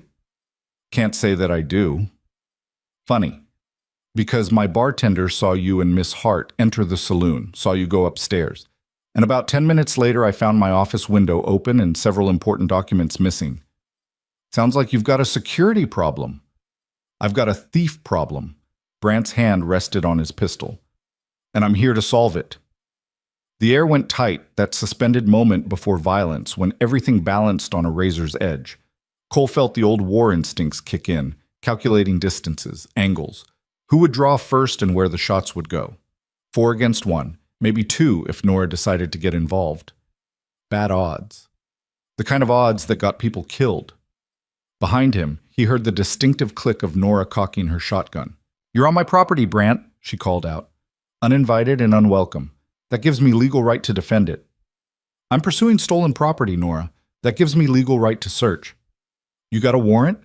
"Don't need a warrant when the criminals are standing right in front of me." "Actually, you do. It's called the 4th Amendment. Maybe you've heard of it?" Nora's voice was sharp as broken glass. "Now you can ride out peaceful, or you can explain to Sheriff Drummond why you got buckshot in your backside trying to illegally search a widow's home." Brant's face darkened. "Drummond works for me. Drummond's your cousin, which means he'll look the other way when you're doing harm to others. But even he can't ignore me shooting you in self-defense on my own land. Not with 4 witnesses." She gestured to the children. "So what's it going to be?" The standoff stretched, seconds feeling like hours. Cole watched Brant's face, saw the calculation there, the weighing of options and consequences. Brant was cruel, but he wasn't stupid. Starting a shooting war with witnesses would raise questions even he couldn't silence. Finally, Brant raised a hand, signaling his men to stand down. "This isn't over, Rourke. You and your lady friend stole from me. That's a crime. A real crime, not like those trumped-up charges you're probably planning to bring against me." "Don't know what you're talking about," Cole said evenly. "Yes, you do. And here's what's going to happen. You're going to return my property, all of it, by sundown tomorrow. You're going to forget whatever nonsense you think you found in those documents, and Miss Hart is going to honor her contract by returning to my employment." "No." Lillian's voice cut through the tension, clear and unwavering. She stepped forward, moving to stand beside Cole. "I will never work for you. I will never honor a contract obtained through fraud. And if you think Cole and I are going to surrender evidence of your crimes, you're even more delusional than I thought." Brant's smile was ugly. "Brave words, darling. Let's see how brave you feel when the sheriff arrests you both for theft. When your names are destroyed and no one in 3 counties will give you work or shelter. When you lose everything trying to fight a battle you can't win." "Maybe we'll lose," Lillian agreed, "but at least we'll lose standing up instead of kneeling down." The words hung in the air like a challenge. Cole felt a surge of pride so strong it almost hurt. This woman who'd come west looking for safety had found courage instead, and she was wielding it like a weapon. Brant's expression twisted with rage and something else, maybe respect, maybe just frustration that his usual tactics weren't working. "You're making a mistake." "Then it's our mistake to make," Cole said. Brant jerked his reins, his horse dancing backward. "Sundown tomorrow. That's your deadline. After that, I stop playing nice." He wheeled his horse and galloped off, his men following, leaving a cloud of dust and implied threats hanging over the farm. The silence they left behind felt fragile, like glass that might shatter at a wrong word. Nora lowered the shotgun carefully, releasing the hammer. "Well, that could have gone worse." "Could have gone better too," Cole said. "What do we do now?" Thomas asked from the porch, his voice trying for brave and landing somewhere around scared. Good question. They had maybe 24 hours before Brant made good on his threats. 24 hours to get evidence to Dodge City, find a lawyer, and somehow convince the legal system to act faster than Brant could shut them down. 24 hours to win a war against impossible odds. "Now," Cole said, looking at Lillian, "we go on the offensive." That night they worked by lamplight, Nora's kitchen transformed into a war room. They made copies of the most damning documents using Nora's precious carbon paper, storing the originals in 3 different locations, some buried in the root cellar, some hidden in the barn loft, some tucked into a hollowed-out book on Nora's shelf. If Brant came back with a search warrant, he wouldn't find everything. Lillian worked with fierce concentration, her handwriting neat despite exhaustion, documenting every name in the ledger, every fraudulent contract, every piece of evidence they'd stolen. Cole found himself watching her when he should have been working, the way her brow furrowed when she concentrated, the way she tucked a loose strand of hair behind her ear, the determined set of her jaw that said she'd see this through even if it killed her. It might kill her. Might kill them both. "What are you thinking?" she asked without looking up. "That you're remarkable." Lillian's hand stilled. She looked up, meeting his eyes across the table. "That's not what you were thinking." "It's part of it." "What's the other part?" Cole set down his pen. "The part where I wonder if I'm getting you killed by letting you stay in this fight. The part where I think I should put you on a train west and handle this myself. The part where—" "Stop." Lillian's voice was gentle but firm. "I'm not a thing to be protected, Cole. I'm a person making a choice, my choice, and I choose to fight. Even if it costs you everything? Everything costs everything eventually. At least this way I get to decide what I'm paying for." Nora, working at the other end of the table, made a small sound that might have been approval or might have been amusement. "She's got you there, Cole." "She usually does." They worked until midnight, until the copies were complete and hidden, and they'd made plans for the morning. Cole would ride to Dodge City at first light, find the one lawyer Nora thought might be honest, a man named Howard Chen, who'd come west from California and hadn't been in Kansas long enough for Brant to buy him yet. Lillian would stay at the farm with the documents, ready to run if Brant came back. Cole hated the plan, hated leaving her vulnerable, hated that the smart tactical move was to separate their forces. "I'll be fine," Lillian insisted as they stood on the porch, the night air cool against their skin. "Nora's got the shotgun. Thomas knows how to ride for help. And I'm not helpless." "Never said you were?" "You thought it loud enough." Cole smiled despite himself. "You're not guarded anymore. You're direct. Learned it from someone." She stepped closer, close enough that Cole could see the lamplight reflected in her eyes. "Promise me something." "Depends what it is." "Promise me you'll come back, not for the fight or the evidence or any noble reason, just because you want to." The words hit Cole square in the chest, honest and vulnerable in a way that made his carefully constructed walls seem fragile as spider silk. He'd spent 8 years convincing himself that wanting things was dangerous, that caring led to loss, that the only safe path was the one walked alone. But standing there with Lillian Hart looking at him like he mattered, like his presence in her life was something worth fighting for, Cole realized that safety had become its own kind of prison. "I promise," he said. Lillian's smile was soft, transforming her whole face. "Good." Because I'm tired of people leaving. Me too. They stood there for a moment, the space between them charged with all the things they hadn't said, all the feelings growing in the cracks of their carefully protected hearts. Cole wondered if she felt it too, this pull, this recognition, this sense that they were building something real out of chaos, and stolen documents, and shared courage. He was about to say something, what he didn't know, when the first snowflake fell. Then another.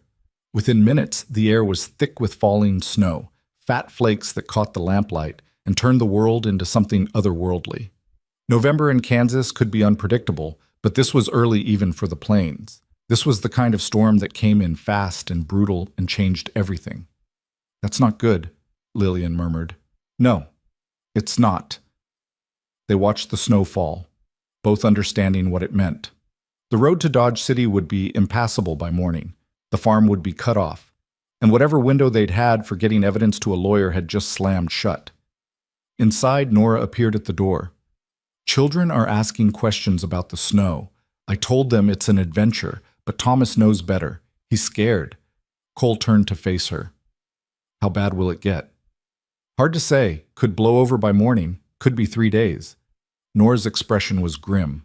"Either way, we're stuck here. And if Brant decides to come back with that warrant..." "We'll handle it," Lillian said. "How?" Good question. Cole's mind raced through options, all of them bad. They couldn't run in a blizzard, couldn't fight Brant's men if they came in force, couldn't even send for help with the roads disappearing under snow. They were trapped. "We fortify," he said finally. "Board up what we can, keep the shotgun loaded, take shifts watching the road. And if they come anyway? Then we make them wish they hadn't." The storm hit full force around midnight, wind howling like wounded animals, and snow falling so thick Cole couldn't see the barn from the house. They'd brought the animals in close, secured everything that could blow away, and turned the farmhouse into a small fortress. Now Cole stood at the window, watching the white chaos outside, thinking about time and choices and the strange path that had led him from careful isolation to standing guard over people he'd somehow started to care about.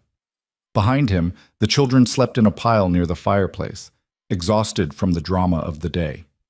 Nora dozed in her rocking chair, the shotgun across her lap, looking like every pioneer woman who'd ever held a line against wilderness and worse. And Lillian sat at the table, still working by lamplight, documenting every detail they might need for a legal case that seemed increasingly impossible. "You should sleep," Cole said quietly. "So should you. Someone needs to keep watch." "Then we'll take turns." Lillian set down her pen, stretching her neck. "Come sit with me for a minute. The storm's not going anywhere." Cole crossed to the table, lowering himself into the chair across from her. Up close, he could see the exhaustion in the shadows under her eyes, the ink stains on her fingers, the determined set of her mouth that said she'd work until she collapsed if no one stopped her. "You're not guarded," he said. "You're stubborn. Takes one to know one." "Fair point." Lillian smiled, then grew serious. "Can I ask you something personal? Can I stop you?" "Probably not. What happened to you? In the war, I mean. You don't have to answer if..." "Shiloh," Cole said, surprised by his own willingness to speak. "Tennessee. April 1862. Bloodiest 2 days I ever saw. Lost my best friend there, Tommy Chen. He was 23 years old, engaged to a girl back home, had his whole life planned out." "What happened?" "Cannonball. Quick," they said. Like that made it better. I held him while he died, and you know what his last words were? "Tell Susan I'm sorry." Not that he loved her. Not goodbye. Just sorry, like dying was something he'd chosen to do instead of something that happened to him. Cole stopped, surprised by the tightness in his throat. He hadn't talked about Tommy in years. Hadn't let himself think about that blood-soaked field and the weight of a dying man in his arms. "Did you tell her?" Lillian asked softly. "Susan?" "Wrote her a letter. Never got a response. Heard later she'd married someone else 3 months after we shipped out. Whole time Tommy was fighting for the future they'd planned. She was building a different one. That must have hurt. Everything hurt back then. Tommy's death, Susan's betrayal of his memory, coming home to find my father had died while I was gone, the ranch falling apart, everyone I knew changed by war or grief or time." Cole met Lillian's eyes. "I decided right then that caring was a luxury I couldn't afford. Easier to just shut down. Safer. But not better. No, not better. They sat in silence for a moment, the wind rattling the windows, the fire crackling in the hearth. Outside, the storm raged. Inside, something quieter but no less powerful was building between them. "Can I tell you something?" Lillian said. "Always. When I first came west, I thought I was running away, escaping my mistakes, my humiliation, the life I'd ruined by trusting the wrong man. But sitting here, in this farmhouse, with you and Nora and these children, fighting Brant Sykes and stealing evidence and jumping out windows, I realized I wasn't running away from anything. I was running toward this, toward people worth fighting for, toward a life that costs something but means everything." Cole felt those words settle in his chest like seeds in soil, ready to grow into something he couldn't yet name. "You're not afraid?" he asked. "Terrified. But fear and worth aren't mutually exclusive." Lillian reached across the table, her hand covering his. "You taught me that, you know. Standing up to Brant even when it cost you, helping me even when every instinct told you not to get involved, being brave even though you're scared. I'm not brave." "Yes, you are. You're just brave in the quiet way. The kind that doesn't announce itself." Her fingers tightened on his. "The kind that shows up anyway." Before Cole could respond, a sound cut through the storm, a sharp crack, then another. Not thunder, not wind, gunshots. Everyone moved at once. Nora was on her feet, shotgun raised. The children woke crying. Thomas ran to the window, and Cole pulled Lillian away from the table, positioning himself between her and the door. "How many?" Nora demanded. "Can't see through the snow," Thomas reported. "But someone's out there." Another shot, closer this time. Then a voice, barely audible, over the wind.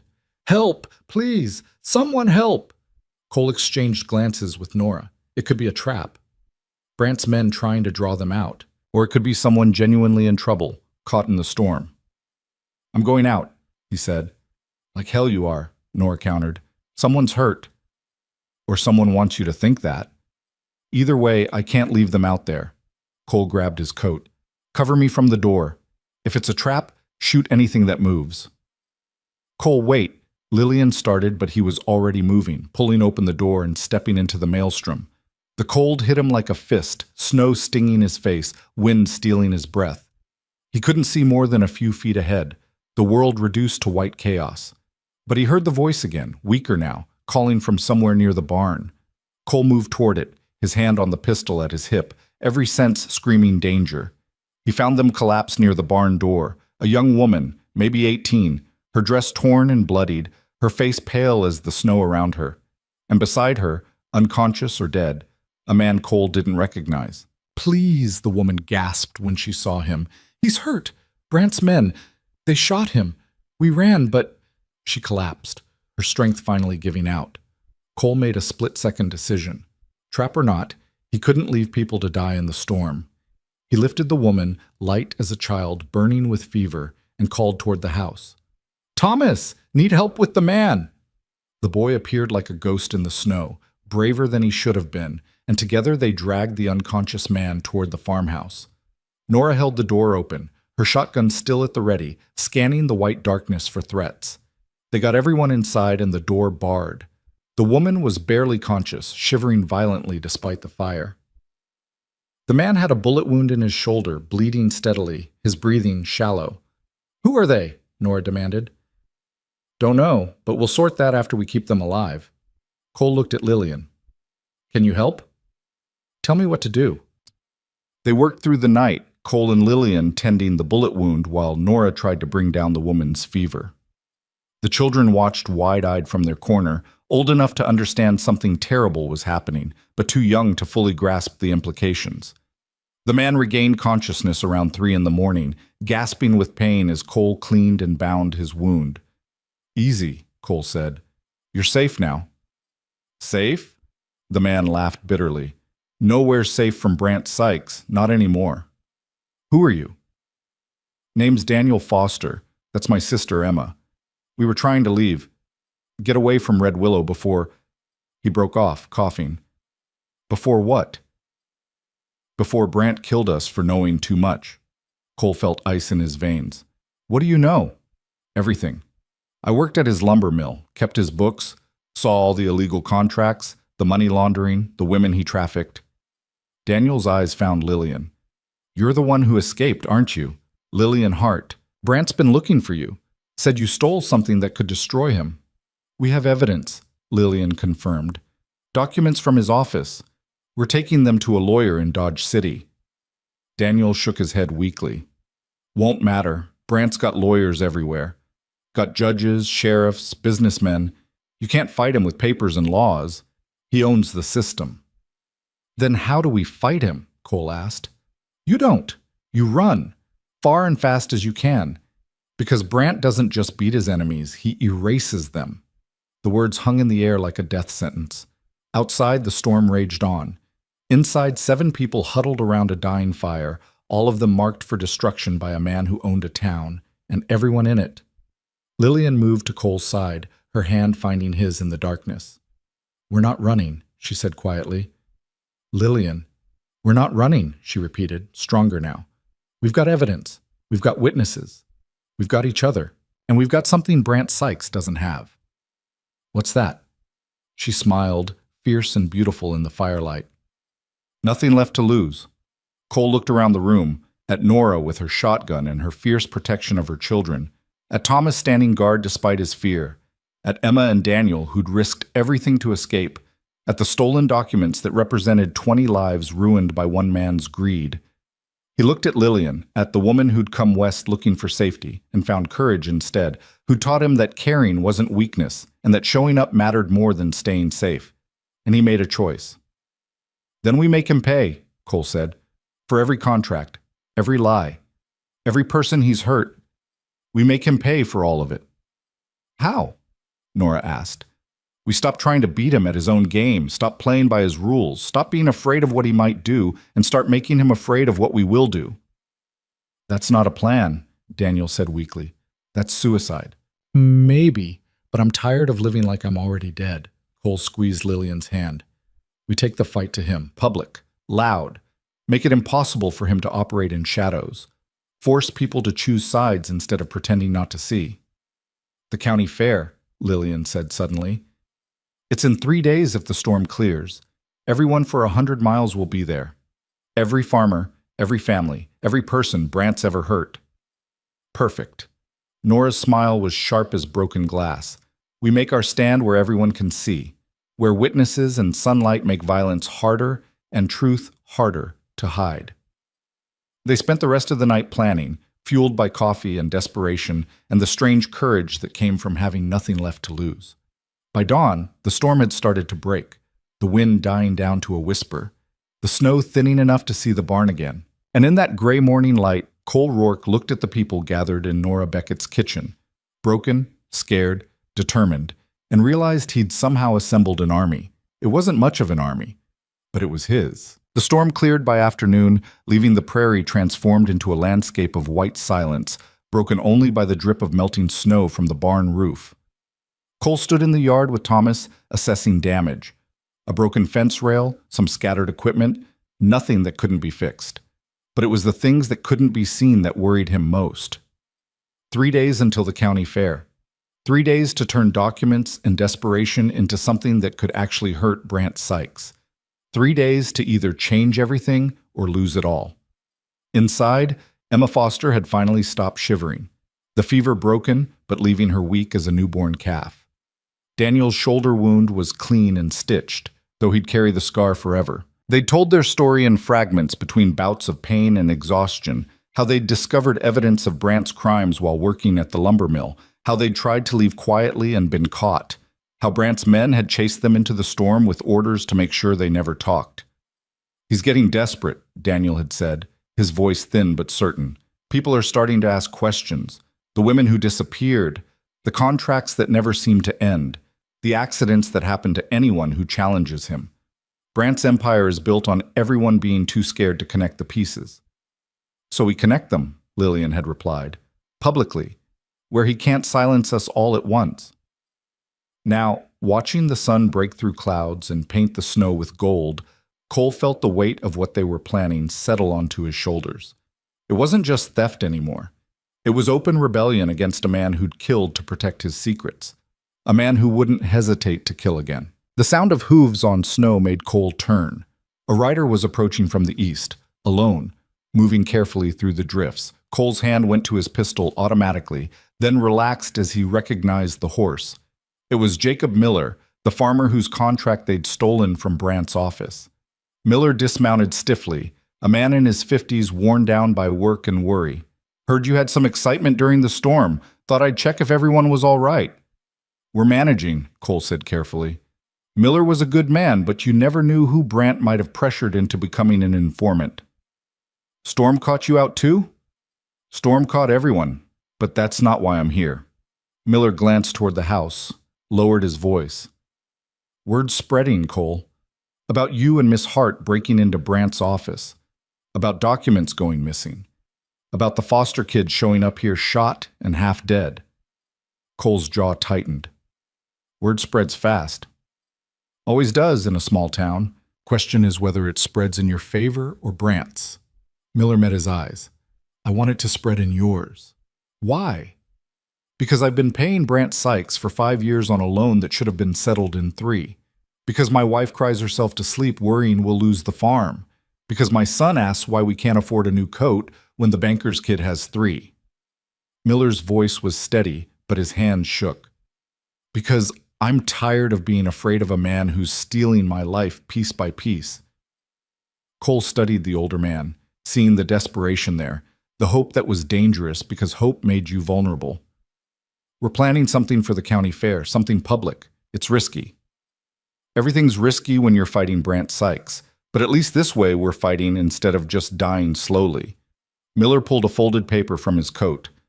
"This is my contract. Original copy. I want you to add it to whatever evidence you've got, and I'll testify. Stand up in front of the whole county and tell them what Brant's done to my family." Cole took the contract, felt the weight of it. Not just paper, but trust, hope, the possibility that they weren't as alone as he'd thought. "This could cost you everything, Jacob. Your farm, your safety, maybe your life. Already costing me everything. This way at least I get to choose what I'm paying for." Miller smiled, tired but real. "Miss Hart said something like that, didn't she? Heard it from my wife, who heard it from Nora's boy. Guess it stuck." After Miller left, promising to quietly spread word among other farmers who might be willing to stand up, Cole returned to the house. He found Lillian at the kitchen table with Emma. The two women bent over papers, cataloging evidence and testimony. Emma's hands trembled as she wrote, but her voice was steady, recounting every transaction she'd witnessed, every falsified document, every woman who'd been trafficked through Brant's network. "This is good," Lillian said, not looking up. "With Emma and Daniel's testimony, Jacob Miller's contract, the ledger we stole, we've got a real case. Not just accusations, proof." "Proof doesn't matter if no one's willing to see it," Cole pointed out. "Then we make them see." Lillian set down her pen, finally meeting his eyes. "The fair is perfect. Everyone will be there. Families, children, people from 3 counties. Brant can't just shut us down without looking like exactly what he is, a tyrant who rules through fear. He might not care how it looks if he's desperate enough. Then we make sure we're not alone when we do this. Safety in numbers. Witnesses everywhere. Make it impossible for him to silence us without condemning himself." Nora entered carrying a pot of stew, her face thoughtful. "I've been thinking about the fair. The organizing committee always has a speaker's platform for announcements and awards. What if we arranged to have time on that platform? Official and public. Hard to stop once it's started." "How do we get that arranged?" Cole asked. "Leave that to me. Margaret Hutchins runs the committee and she owes me for watching her kids last summer. Plus her husband lost money to Brant in a bad business deal. She'll help if I ask right." The plan was coming together, pieces falling into place with the kind of momentum that felt either like destiny or disaster. Cole couldn't tell which. All he knew was that they were committed now, too far in to turn back even if they wanted to. Over the next 2 days, the farmhouse became a hub of quiet rebellion. Farmers started arriving, not many, but enough. People Brant had hurt over the years, people who'd stayed silent out of fear, but were finding courage in numbers. They brought their contracts, their stories, their willingness to finally stand up. Thomas Miller came with his father's blessing and a sharp mind for organizing. Old Mrs. Chen brought documentation of the loan that had killed her husband. The blacksmith's widow arrived with evidence of property Brant had seized under dubious legal claims. Each person added to their case, their testimony, their collective voice. And Lillian orchestrated it all with the precision of a general planning a campaign. She documented everything, created copies, organized speakers, prepared presentations. Cole watched her work and marveled at the transformation. The desperate woman who'd fled Brant's saloon had become a force of nature, turning pain into power and fear into purpose. "You're remarkable," he told her late one evening as they reviewed the final preparations. Lillian looked up, surprised. "You've said that before." Bears repeating, "I'm just doing what needs to be done." "No, you're doing what most people wouldn't have the courage to do." Cole moved closer, drawn by something he couldn't quite name. "You took a bad situation and turned it into a movement. That's not just doing what needs to be done, that's leadership." Color rose in Lillian's cheeks. "I learned from watching you. The way you stood up to Brant even when it cost you. The way you helped me without asking for anything in return. The way you keep showing up even when you're scared." "I'm terrified," Cole admitted. "Me too. But we're terrified together, which somehow makes it bearable." She reached for his hand, her fingers warm against his calloused palm. "Whatever happens at the fair, I want you to know something." "What's that?" "Coming to Red Willow was supposed to be a mistake, a disaster born of bad judgment and worse luck. But meeting you, helping these people, finding something worth fighting for, that's the best mistake I ever made." Cole felt the words settle deep, finding places in his chest that had been empty so long he'd forgotten they existed. He'd spent 8 years convinced that caring was weakness, that isolation was safety, that the only way to avoid loss was to never let anything matter.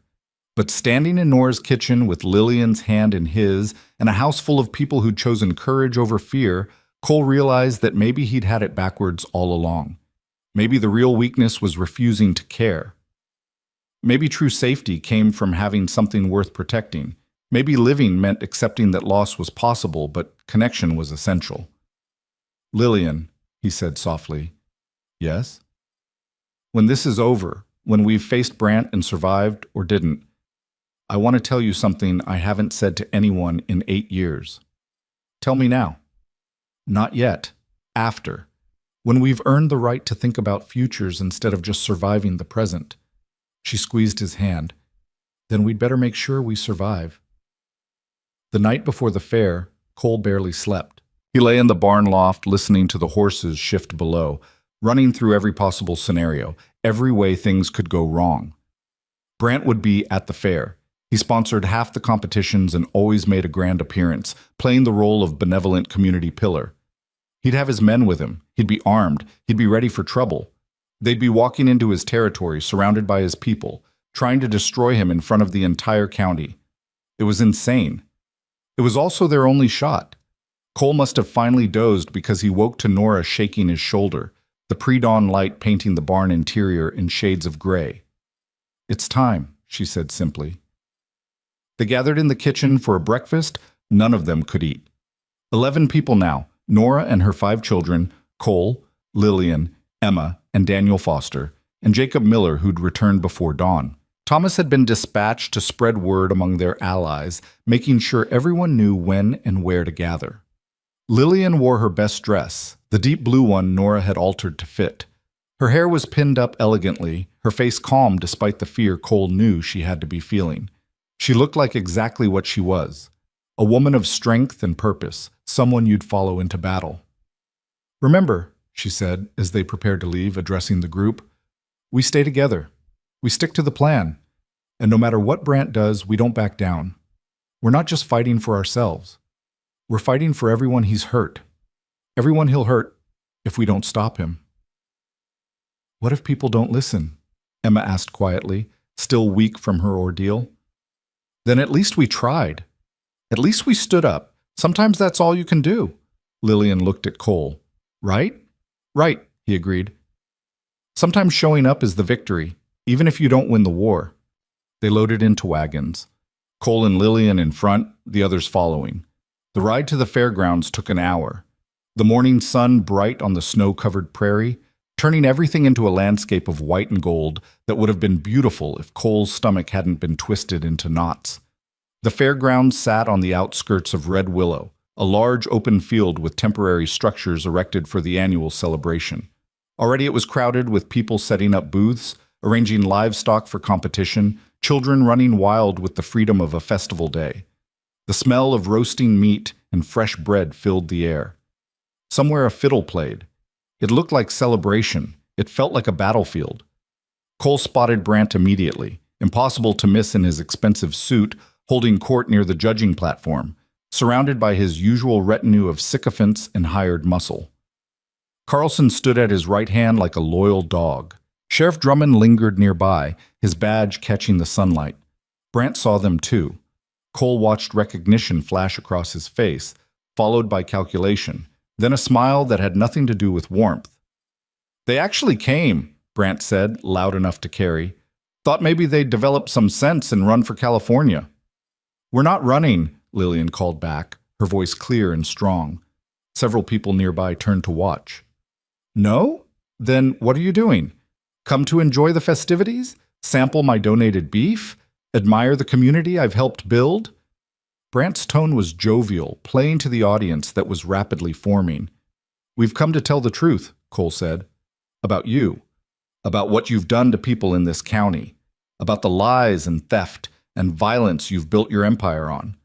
The crowd had grown larger now, people drawn by the confrontation like moths to flame. Cole saw familiar faces, farmers who'd stayed silent, merchants who'd looked the other way, families who'd been hurt but were too scared to speak up.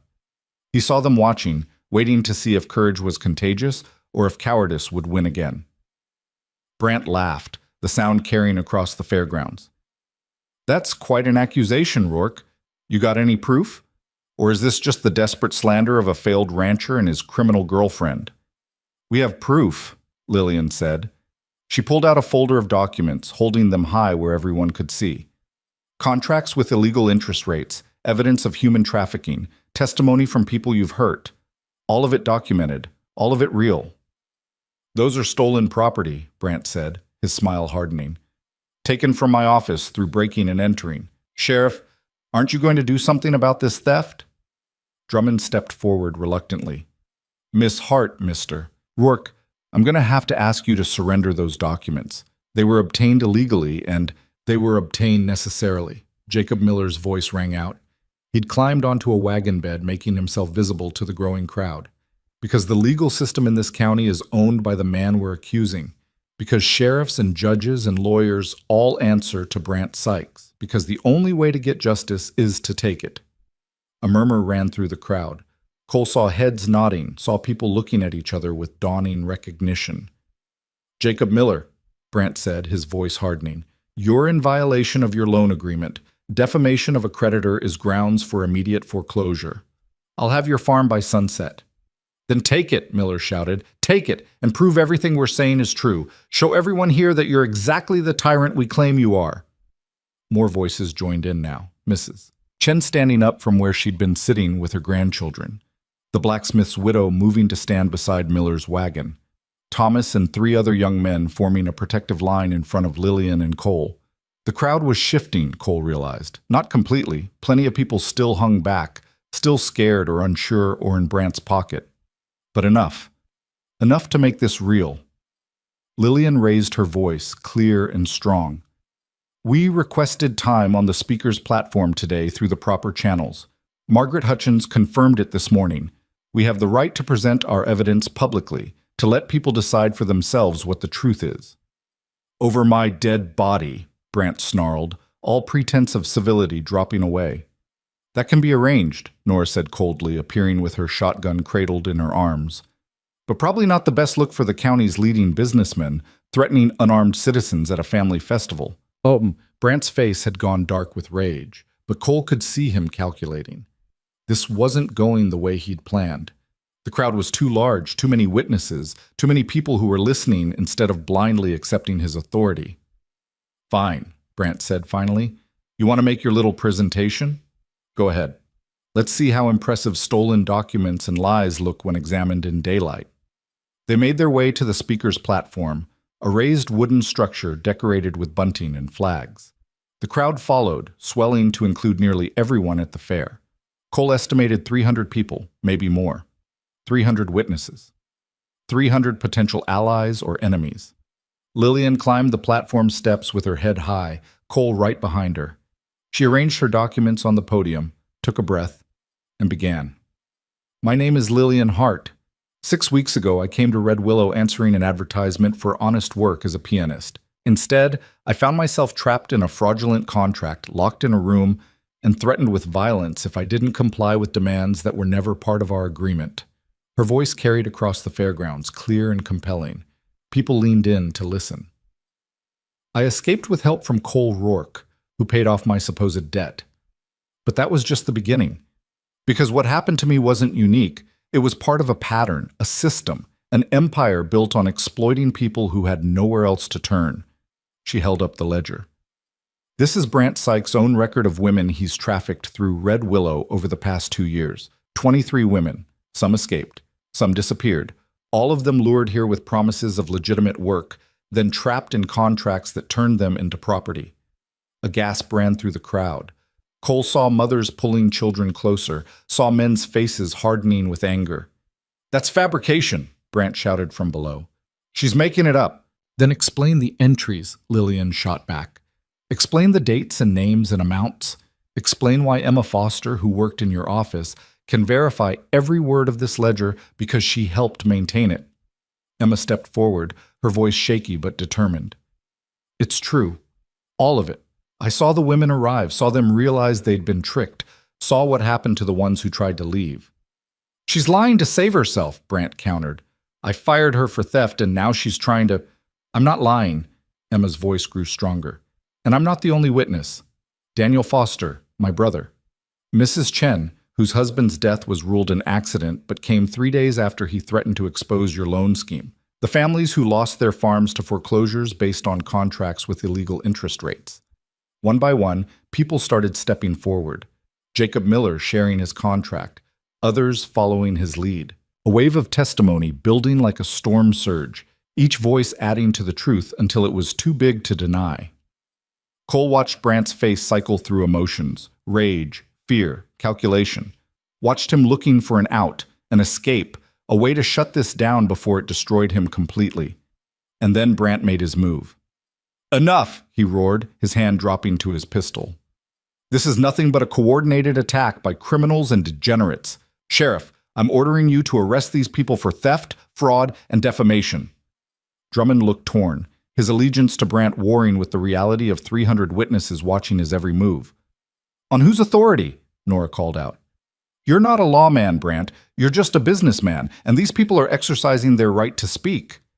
I'm exercising my right to protect my property and reputation. Brant pulled his pistol, pointing it at the platform. At Lillian. You want to destroy me? Then let's see how brave you are when... The shot rang out before he could finish, but Brant didn't fire. Cole did. He'd drawn faster than thought, muscle memory from the war taking over, and his bullet caught Brant's pistol dead center, knocking it from his hand. The gun spun away into the snow, and Brant stood there clutching his stinging hand, his face a mask of shock. The fairgrounds went silent. You just shot at me, Brant said, his voice hollow with disbelief. Shot your gun, Cole corrected. If I'd wanted to shoot you, you'd be on the ground. You're a dead man, Rourke, you and everyone who... No! The voice came from the edge of the crowd, a man in his 60s, well-dressed, carrying himself with authority. Cole didn't recognize him, but saw Brant's face go white. Judge Morrison, Brant said. I didn't know you were... I came for the festival, heard there might be interesting developments. Judge Morrison walked forward, the crowd parting for him. I've been listening to these testimonies with great interest, particularly the evidence of illegal interest rates and potential human trafficking. These are serious allegations that warrant investigation. They're lies, all lies. These people are citizens with rights, Mr. Sykes. Rights that include being heard. Rights that include protection under law. The judge's voice was cold. I'm ordering an immediate investigation into all the contracts and agreements presented here today. Until that investigation is complete, all foreclosure proceedings are suspended. All outstanding debts are frozen. And you, Mr. Sykes, are forbidden from making any contact with potential witnesses. Brant looked around wildly, seeing his empire crumbling. You can't do this. I have connections. You have nothing but allegations and angry citizens, Morrison said flatly. Be grateful I'm not ordering your immediate arrest. Go home, Mr. Sykes, and pray that this investigation finds you less guilty than you appear. For a moment, Cole thought Brant might fight, might call his men to violence despite the witnesses and consequences. But even Brant Sykes could read the room. His support was melting away, people literally stepping back from association with him. Even Carlson looked uncertain, his loyalty wavering under the weight of public condemnation. This isn't over, Brant said, but the words were hollow. Yes, Lillian said from the platform, her voice ringing clear. It is. Brant turned and stalked away, his men following, leaving behind a fairground buzzing with conversation and possibility. People crowded forward, wanting to see the documents, to add their own stories, to be part of something that felt like the beginning of real change. Cole barely processed any of it. He was watching Lillian, seeing her smile transform her whole face, seeing her accept congratulations and thanks from people who'd found courage in her example. She was remarkable. She was brave. She was looking at him. Their eyes met across the platform, and in that moment, Cole felt something shift in his chest. Not breaking, opening, like a door he'd kept locked for 8 years was finally swinging wide. Lillian descended from the platform and walked toward him through the crowd. People parted for her, speaking words Cole didn't hear. All he saw was her, moving toward him with purpose. We did it, she said when she reached him. You did it. I just shot a gun. You did more than that. You showed up. You stood with me. She stopped, seeming to struggle for words. You're not afraid anymore. Or you are, but you're standing here anyway. Learned it from someone, Cole said softly. Yeah? Who's that? Woman I met 6 weeks ago. Came to town looking for honest work. Found trouble instead.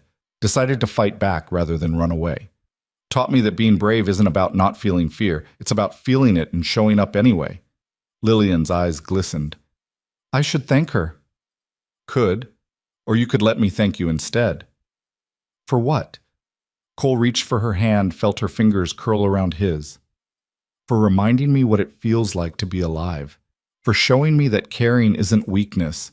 For making me believe that maybe you deserve to be loved anyway, Lillian said, fierce and certain. Whatever you think you did or didn't do in the war, whatever losses you've suffered, whatever walls you built to survive, you deserve to be loved anyway. The words hit Cole like a benediction, permission he hadn't known he needed. And there, in the middle of the Red Willow County Fair, surrounded by 300 witnesses and the wreckage of Brant Sykes' empire, Cole Rourke did something he hadn't done in 8 years. He let himself hope. The investigation moved faster than anyone expected, maybe because Judge Morrison was thorough, or maybe because the evidence was so damning that even Brant's bought lawyers couldn't explain it away.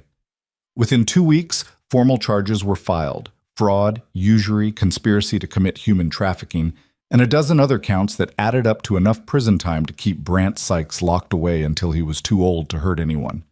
The trial was set for spring, which gave Cole and Lillian a strange sort of limbo, free from immediate danger, but not yet free from the shadow of what they'd started. Brant made bail, of course, but his power had evaporated like morning frost. Businesses stopped dealing with him. Farmers stopped paying the fraudulent interest on their loans. Even Carlson and his other hired men drifted away, sensing a sinking ship. Red Willow had changed, not overnight, not completely, but enough. People walked straighter, spoke louder, made eye contact instead of looking away when injustice passed by. The town that had been Brant's kingdom was learning how to be a community again. And in the middle of that transformation, Cole was learning something too. He was learning how to live. It started small. He accepted an invitation to Sunday dinner at the Miller farm. He lingered in town after buying supplies to actually talk to people instead of conducting transactions in silence. He smiled at Nora's children when they asked him to help with their schoolwork, and the smile felt less rusty each time. But mostly, he spent time with Lillian. They'd fallen into a rhythm over those weeks, Cole riding to Nora's farm most evenings, helping with chores and staying for supper, then sitting on the porch with Lillian while the stars came out and the prairie wind whispered secrets. They talked about everything and nothing, about childhoods and dreams and the strange path that had brought them both to this moment, about the trial and what came after, though neither of them wanted to think too hard about futures that still felt fragile. "What will you do?" Cole asked one evening as November turned to December and the air took on the sharp bite of coming winter. "After the trial, when this is all settled." Lillian was quiet for a moment, her shawl wrapped tight against the cold. "I don't know. I came west looking for a fresh start, and I suppose I found one, just not the way I expected." She glanced at him. "What about you? Back to your ranch and your carefully controlled solitude?" "Don't think solitude would take me back at this point. I've gotten too used to noise and conversation and people who care whether I show up." "That sounds almost like growth, Cole Rourke. Don't spread it around. I've got a reputation to maintain." She laughed, and the sound warmed something in Cole's chest that had been cold so long he'd forgotten what warmth felt like. These moments with Lillian had become the axis his days turned on, the thing he looked forward to, planned around, needed in a way that would have terrified him 2 months ago. Now it just felt right. "Can I tell you something?" Lillian said. "Always. I'm scared. Not of Brant anymore, or the trial, or any of that. I'm scared of what comes after. Of building something real here, and then having it fall apart like everything else I've tried to build." Cole understood that fear intimately. It was the same one that had kept him isolated for 8 years. The same one that whispered caring was dangerous and connection led to loss. "Me too," he admitted. "Every time I ride over here, part of me thinks this will be the day you realize you're better off without a damaged cowboy who doesn't know how to talk about his feelings and flinches when things get too good." "Do I seem like someone who scares easy?" "No, but I seem like someone who might scare you off anyway." Lillian shifted closer, close enough that he could feel her warmth in the cold air. "Cole, look at me." He did.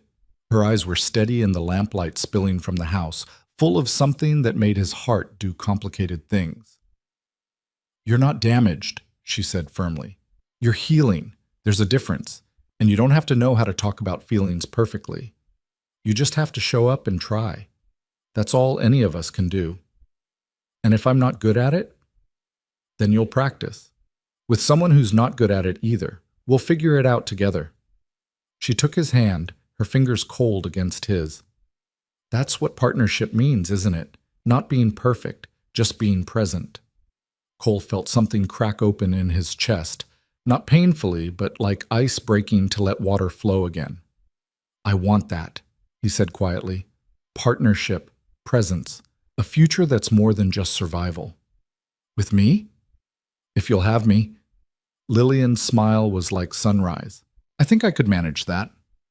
They sat together in the cold, hands intertwined, both thinking about futures that had seemed impossible a few weeks ago and now felt inevitable. Somewhere in the distance, a coyote called. Closer, in the house, children's laughter bubbled up like spring water. "There's something I need to tell you," Cole said. "Something I said I'd wait until after we'd survived to say. I remember, the night before the fair." "Yeah."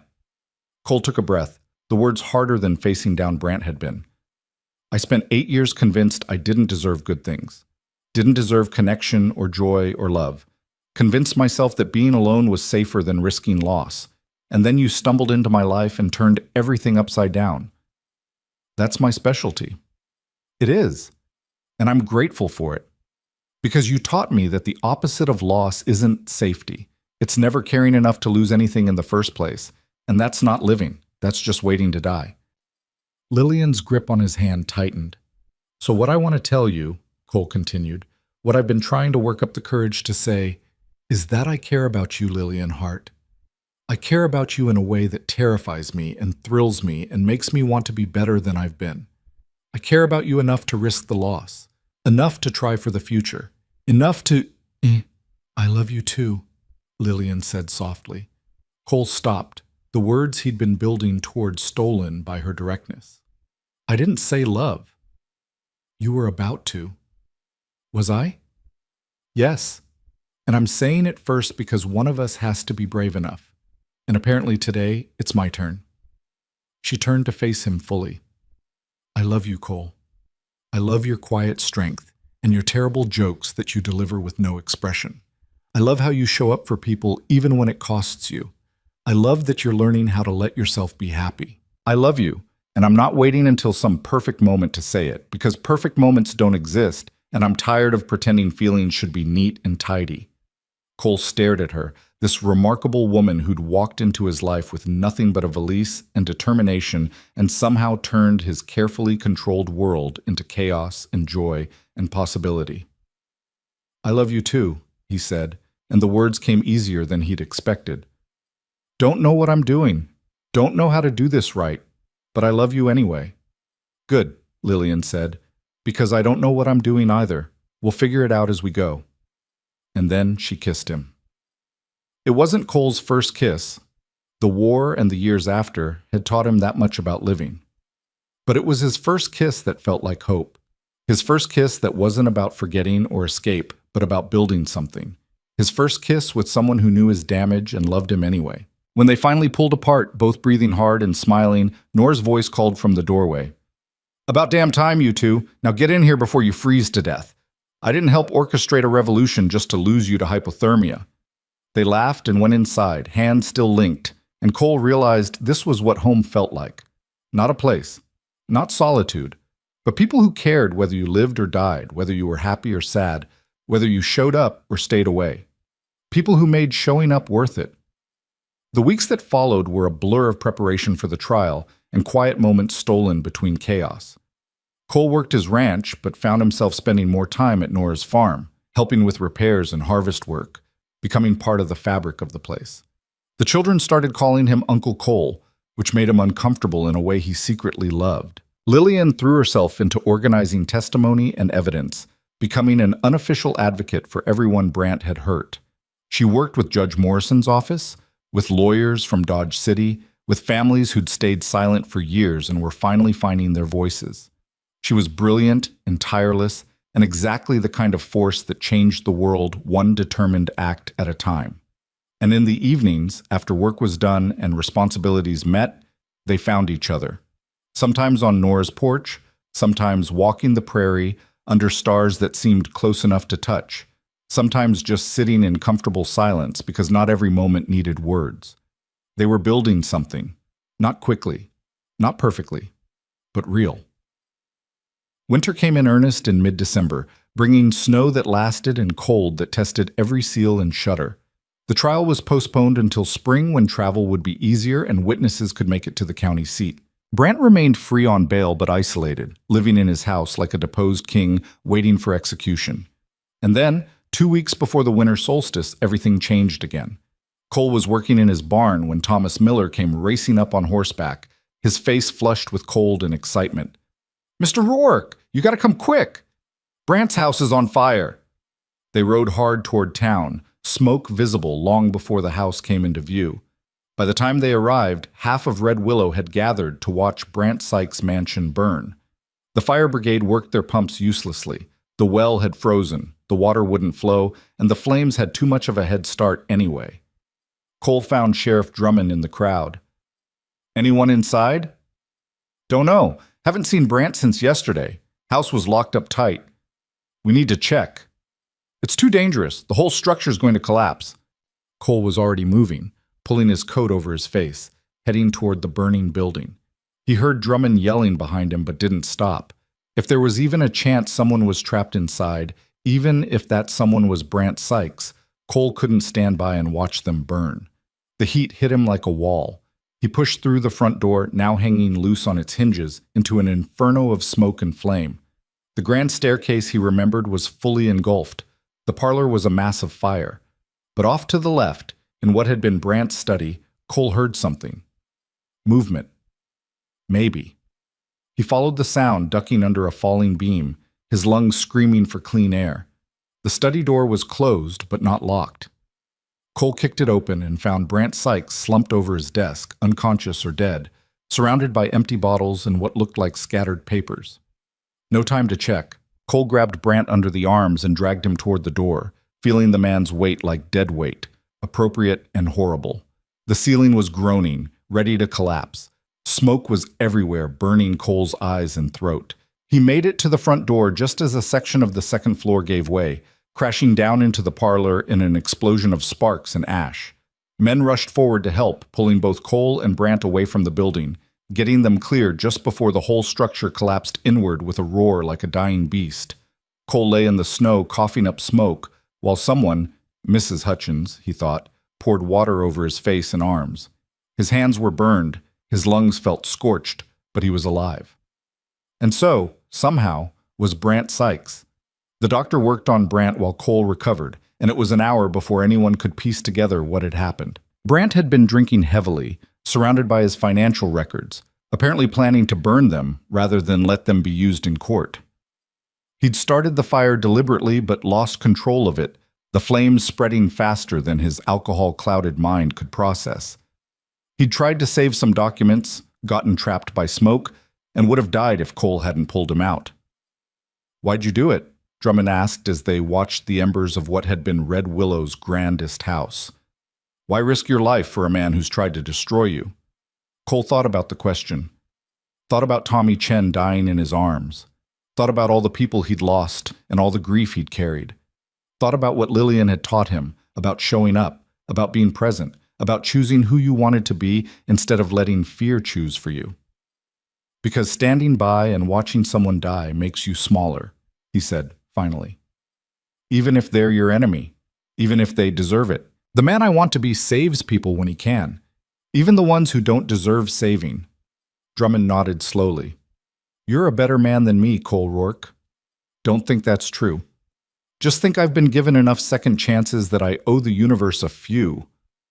When Cole finally made it to Nora's farm, exhausted and smoke-stained and aching in every muscle, Lillian met him at the door. She took one look at him and pulled him into her arms without a word, holding him while he shook with delayed reaction and relief and something that might have been tears. "You saved him," she said finally.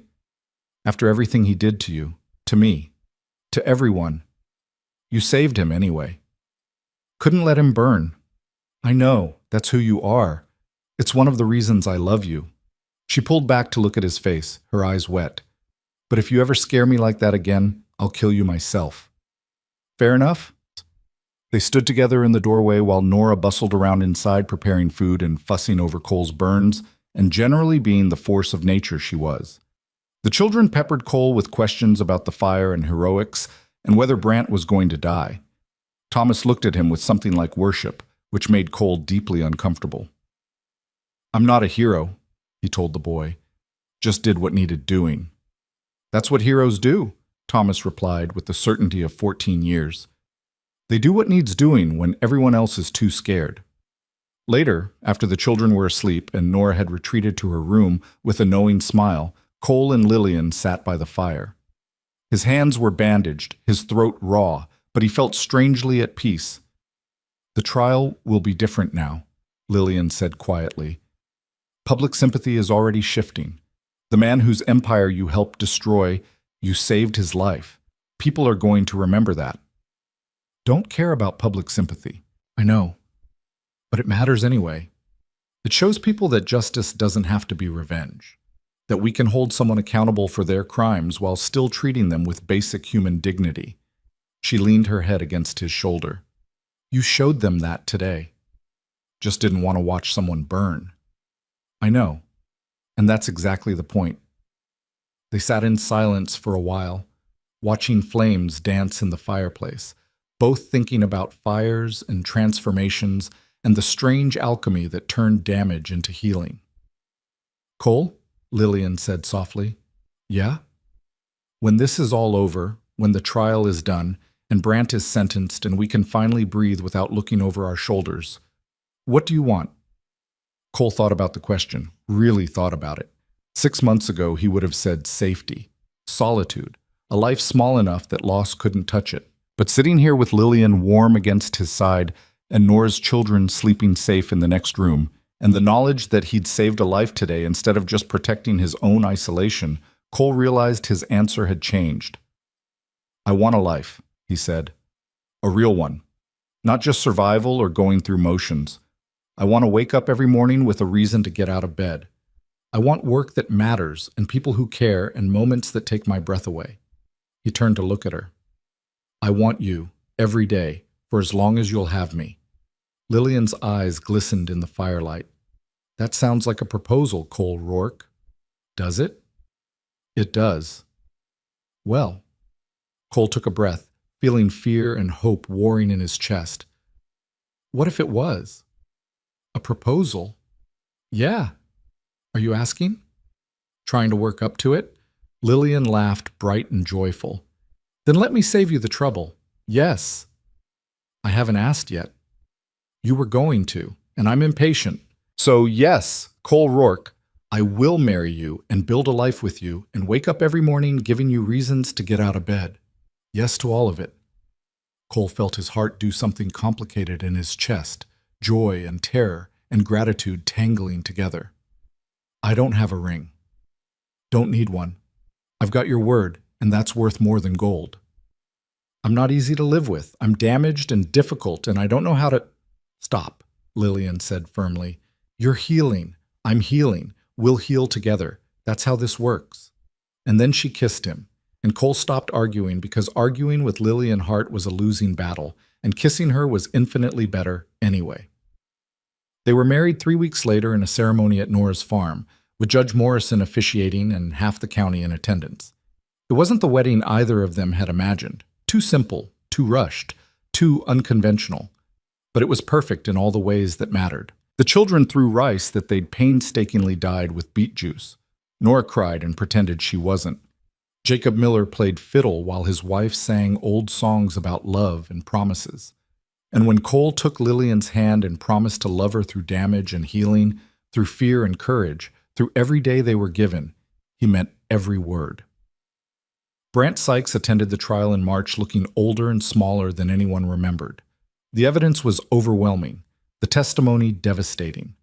Judge Morrison handed down a sentence of 15 years, and Brant was led away in chains to serve time in the territorial prison. Some people said justice had been served. Others said the sentence was too harsh or too lenient, depending on their politics and history. Cole didn't care much either way. Brant was no longer a threat. The people he'd hurt could begin rebuilding. That was enough. What mattered more was what came after. Cole sold his ranch, the land that had been his refuge and his prison for 8 years.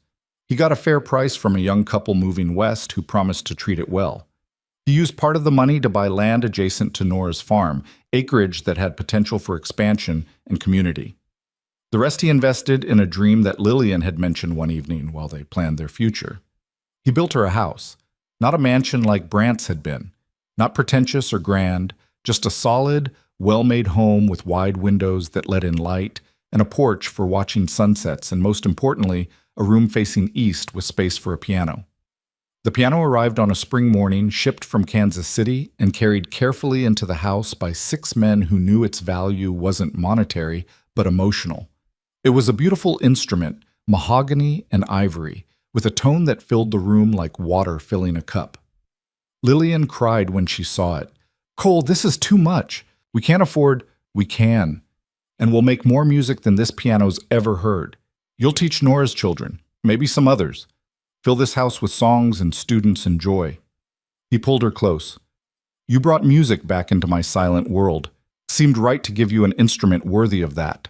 She played that evening, her fingers finding familiar melodies and new ones, filling their new home with sound that transformed space into place, house into home. Cole sat on the porch listening, watching the sun set over prairie that stretched forever, thinking about time and choice and the strange paths that led people to exactly where they needed to be. Nora appeared with a basket of food. She'd made it her mission to keep them fed through the chaos of moving and building. She sat beside Cole, both of them listening to Lillian play. You did good, Nora said finally. We'll see. Still figuring this out. You saved her. She saved you. You saved a whole town from a tyrant. I'd say you figured enough out. Didn't save the town, just helped it save itself. Same thing sometimes. Nora patted his knee. Tommy Chen would be proud of you, you know. The boy you told me about, the one who died at Shiloh. He'd see who you've become and be proud. Cole felt his throat tighten. Don't know about that. I do, because that's what love does. It makes us better than we thought we could be, braver than we knew how to be, more alive than we've ever been. She stood, brushing off her skirts. Now I'm going to leave you two alone because that music deserves better audience than an old widow. But I'll be back tomorrow to help plant that garden Lillian's been planning. After she left, Cole sat alone listening to Lillian play, and he realized this was happiness, not the absence of pain or fear or difficulty, not perfect days or easy answers. Just this. Music in the evening, a woman he loved making their house into home, prairie wind carrying the scent of growing things, and the knowledge that tomorrow he'd wake up beside someone who knew his damage and loved him anyway. Lillian finished her song and came to join him on the porch, settling into his arms like she'd been made to fit there. "What are you thinking?" she asked. "That I'm happy? Terrified and uncertain about 1,000 things, but happy." "Good. You deserve happy. So do you." They sat together watching stars emerge one by one against the darkening sky, and Cole thought about futures and possibilities and all the ways life could still surprise you if you were brave enough to let it. "Lillian," he said softly. "Hmm? Thank you." "For what?" "For stumbling into my life with a torn dress and determination. For refusing to give up when giving up would have been easier. For teaching me that being alive isn't the same as just surviving. For loving me even when I couldn't love myself." He kissed the top of her head. "For everything." Lillian turned in his arms to face him, her eyes bright in the starlight. "You want to know something?" "Always." "When I came west, I thought I was looking for safety, for a place to hide from my mistakes and start over with a clean slate. But what I found was so much better." "What was that?" "Someone to stand with instead of hiding behind. Someone who showed me that courage isn't fearlessness. It's just fear that's decided to show up anyway." She touched his face gently. "You gave me that, Cole. You showed up when you didn't have to. You cared when it cost you. You loved when it scared you. You gave me something worth fighting for. Pretty sure that was a mutual exchange. Then we're both lucky." "Yeah, we are." As summer turned to autumn and autumn to winter again, their life found its rhythm. Lillian taught piano to children from 3 counties, transforming their east-facing room into a studio filled with music and laughter. Cole worked the land with Nora's oldest son, Thomas, teaching him ranching and learning from him about the changing times. They built a community, not perfect, still healing from Brant's damage, but better. Growing. And on a cold December evening, exactly 1 year after they'd married, Lillian took Cole's hand and placed it gently on her stomach. "We're going to need a bigger house," she said, smiling. Cole felt his heart stop and restart, joy flooding through him like spring water. "I am. Baby's due in late spring. Thought you should know." "A baby." The words felt foreign and wonderful. "We're having a baby." "We are. Are you scared?" "Terrified." "Good. Me too. We can be terrified together." Lillian leaned against him, and Cole wrapped his arms around her, around them, around the future they were building one day at a time. "I love you," he said. "I love you too." "And Cole?" "Yeah?" "You're going to be an amazing father, broken parts and all, maybe especially because of them." Cole thought about Tommy Chen and soldiers who'd died too young, thought about his own father crushed under a horse, thought about all the ways loss had shaped him and all the ways love was reshaping him again. "I'm going to try," he said. "That's all anyone can do." They stood together on their porch as the first snow of winter began to fall, soft and silent and transforming. Cole thought about time and second chances and the strange grace that let broken things become beautiful if given enough care. The baby came in May, a boy with Lillian's dark eyes and Cole's quiet determination. They named him Thomas, after the friend who'd died and the boy who'd helped them fight. Young Thomas Miller cried when he found out, then declared himself the baby's protector and took the job seriously enough to make everyone smile. Nora helped with the delivery and the sleepless weeks after, teaching them how to survive on no rest and infinite love. The community rallied, farmers bringing food, mothers offering advice, children wanting to see the baby who'd become a symbol of Red Willow's renewal. And late one night, When Lillian was sleeping exhausted and Thomas Jr. was finally quiet in his cradle, Cole sat alone on the porch, listening to the prairie wind and thinking about promises. He'd promised Tommy Chen he'd tell Susan the truth. He'd kept that promise even when it hurt. He'd promised himself he'd never care again. He'd broken that promise and was grateful every day. He'd promised Lillian he'd show up. He'd try. He'd love her through damage and healing. That promise he intended to keep until his last breath. And now he had a new promise to make, to this tiny human who depended on him completely, who didn't care about his damage or his past or his fears, who just needed him to be present and loving and brave enough to keep showing up. I promise, Cole whispered to the night, to his son, to the future. I promise I'll teach you that being scared is okay, that caring is worth the risk, that showing up is the victory even when you don't win. I promise I'll tell you about the man you're named for, both of them. I promise I'll love your mother with everything I have and show you what partnership looks like. I promise I'll be here, not perfect, just present. The baby made a small sound, not quite crying, just existing. Cole went inside and lifted his son from the cradle, feeling the weight of him, the warmth, the absolute trust. He carried Thomas to the window that faced east, the one that let in morning light and Lillian's music. You're loved, Cole told his son. You're wanted. You're going to grow up in a house filled with music and on land filled with possibility. You're going to know that your parents were broken and healed and chose each other anyway. You're going to learn that the opposite of fear isn't courage, it's love. Love big enough to risk the loss. Love that shows up anyway. Lillian appeared in the doorway, sleepy and smiling. Talking to our son about philosophy? Seemed like the right time. He's 3 weeks old. He just wants milk and sleep. He'll want philosophy eventually. Figured I'd practice. She crossed to them, wrapping her arms around Cole's waist, the three of them standing together in their east-facing room while dawn broke over the prairie. Somewhere in the distance, Nora's rooster crowed. Closer, in the barn, horses whinnied greeting to the new day. We did it, Lillian said softly. We built something real. We're building it, every day, little by little. And you're not scared anymore? Still terrified. But the scared part is getting smaller and the grateful part is getting bigger. Cole kissed her forehead, then his son's. I used to think I didn't deserve good things, that I'd lost my chance at happiness when Tommy died and I came home broken. Spent 8 years convinced that being alone was safer than risking my heart. And now? Now I know that you deserve to be loved anyway. We all do. Broken parts and mistakes and fears and all of it. We deserve to show up for each other, to try, to build futures instead of hiding from pasts.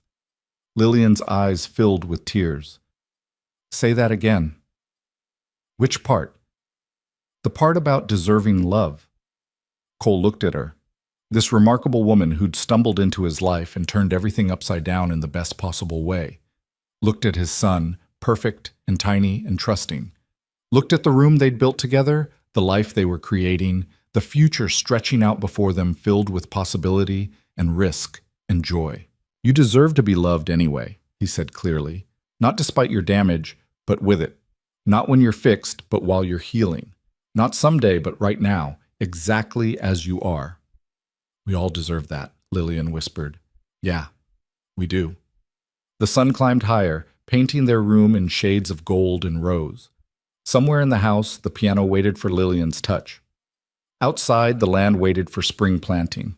In town, Red Willow was waking up to another day, still healing from Brant's damage but getting better, growing stronger, learning what community meant when it wasn't ruled by fear. And in a house on the prairie, a family stood together watching the sunrise, not because their story was over, but because it was just beginning. Not because they'd found perfect happiness, but because they'd found something better. The courage to keep showing up for each other. The wisdom to know that love was worth the risk, and the grace to believe that maybe, just maybe, they deserved the beautiful thing they were building together. Cole Rourke had spent 8 years learning how to survive. Now, with Lillian's hand in his, and his son sleeping in his arms, and the morning sun painting everything in light, he was finally learning how to live. And it was enough. More than enough. It was everything.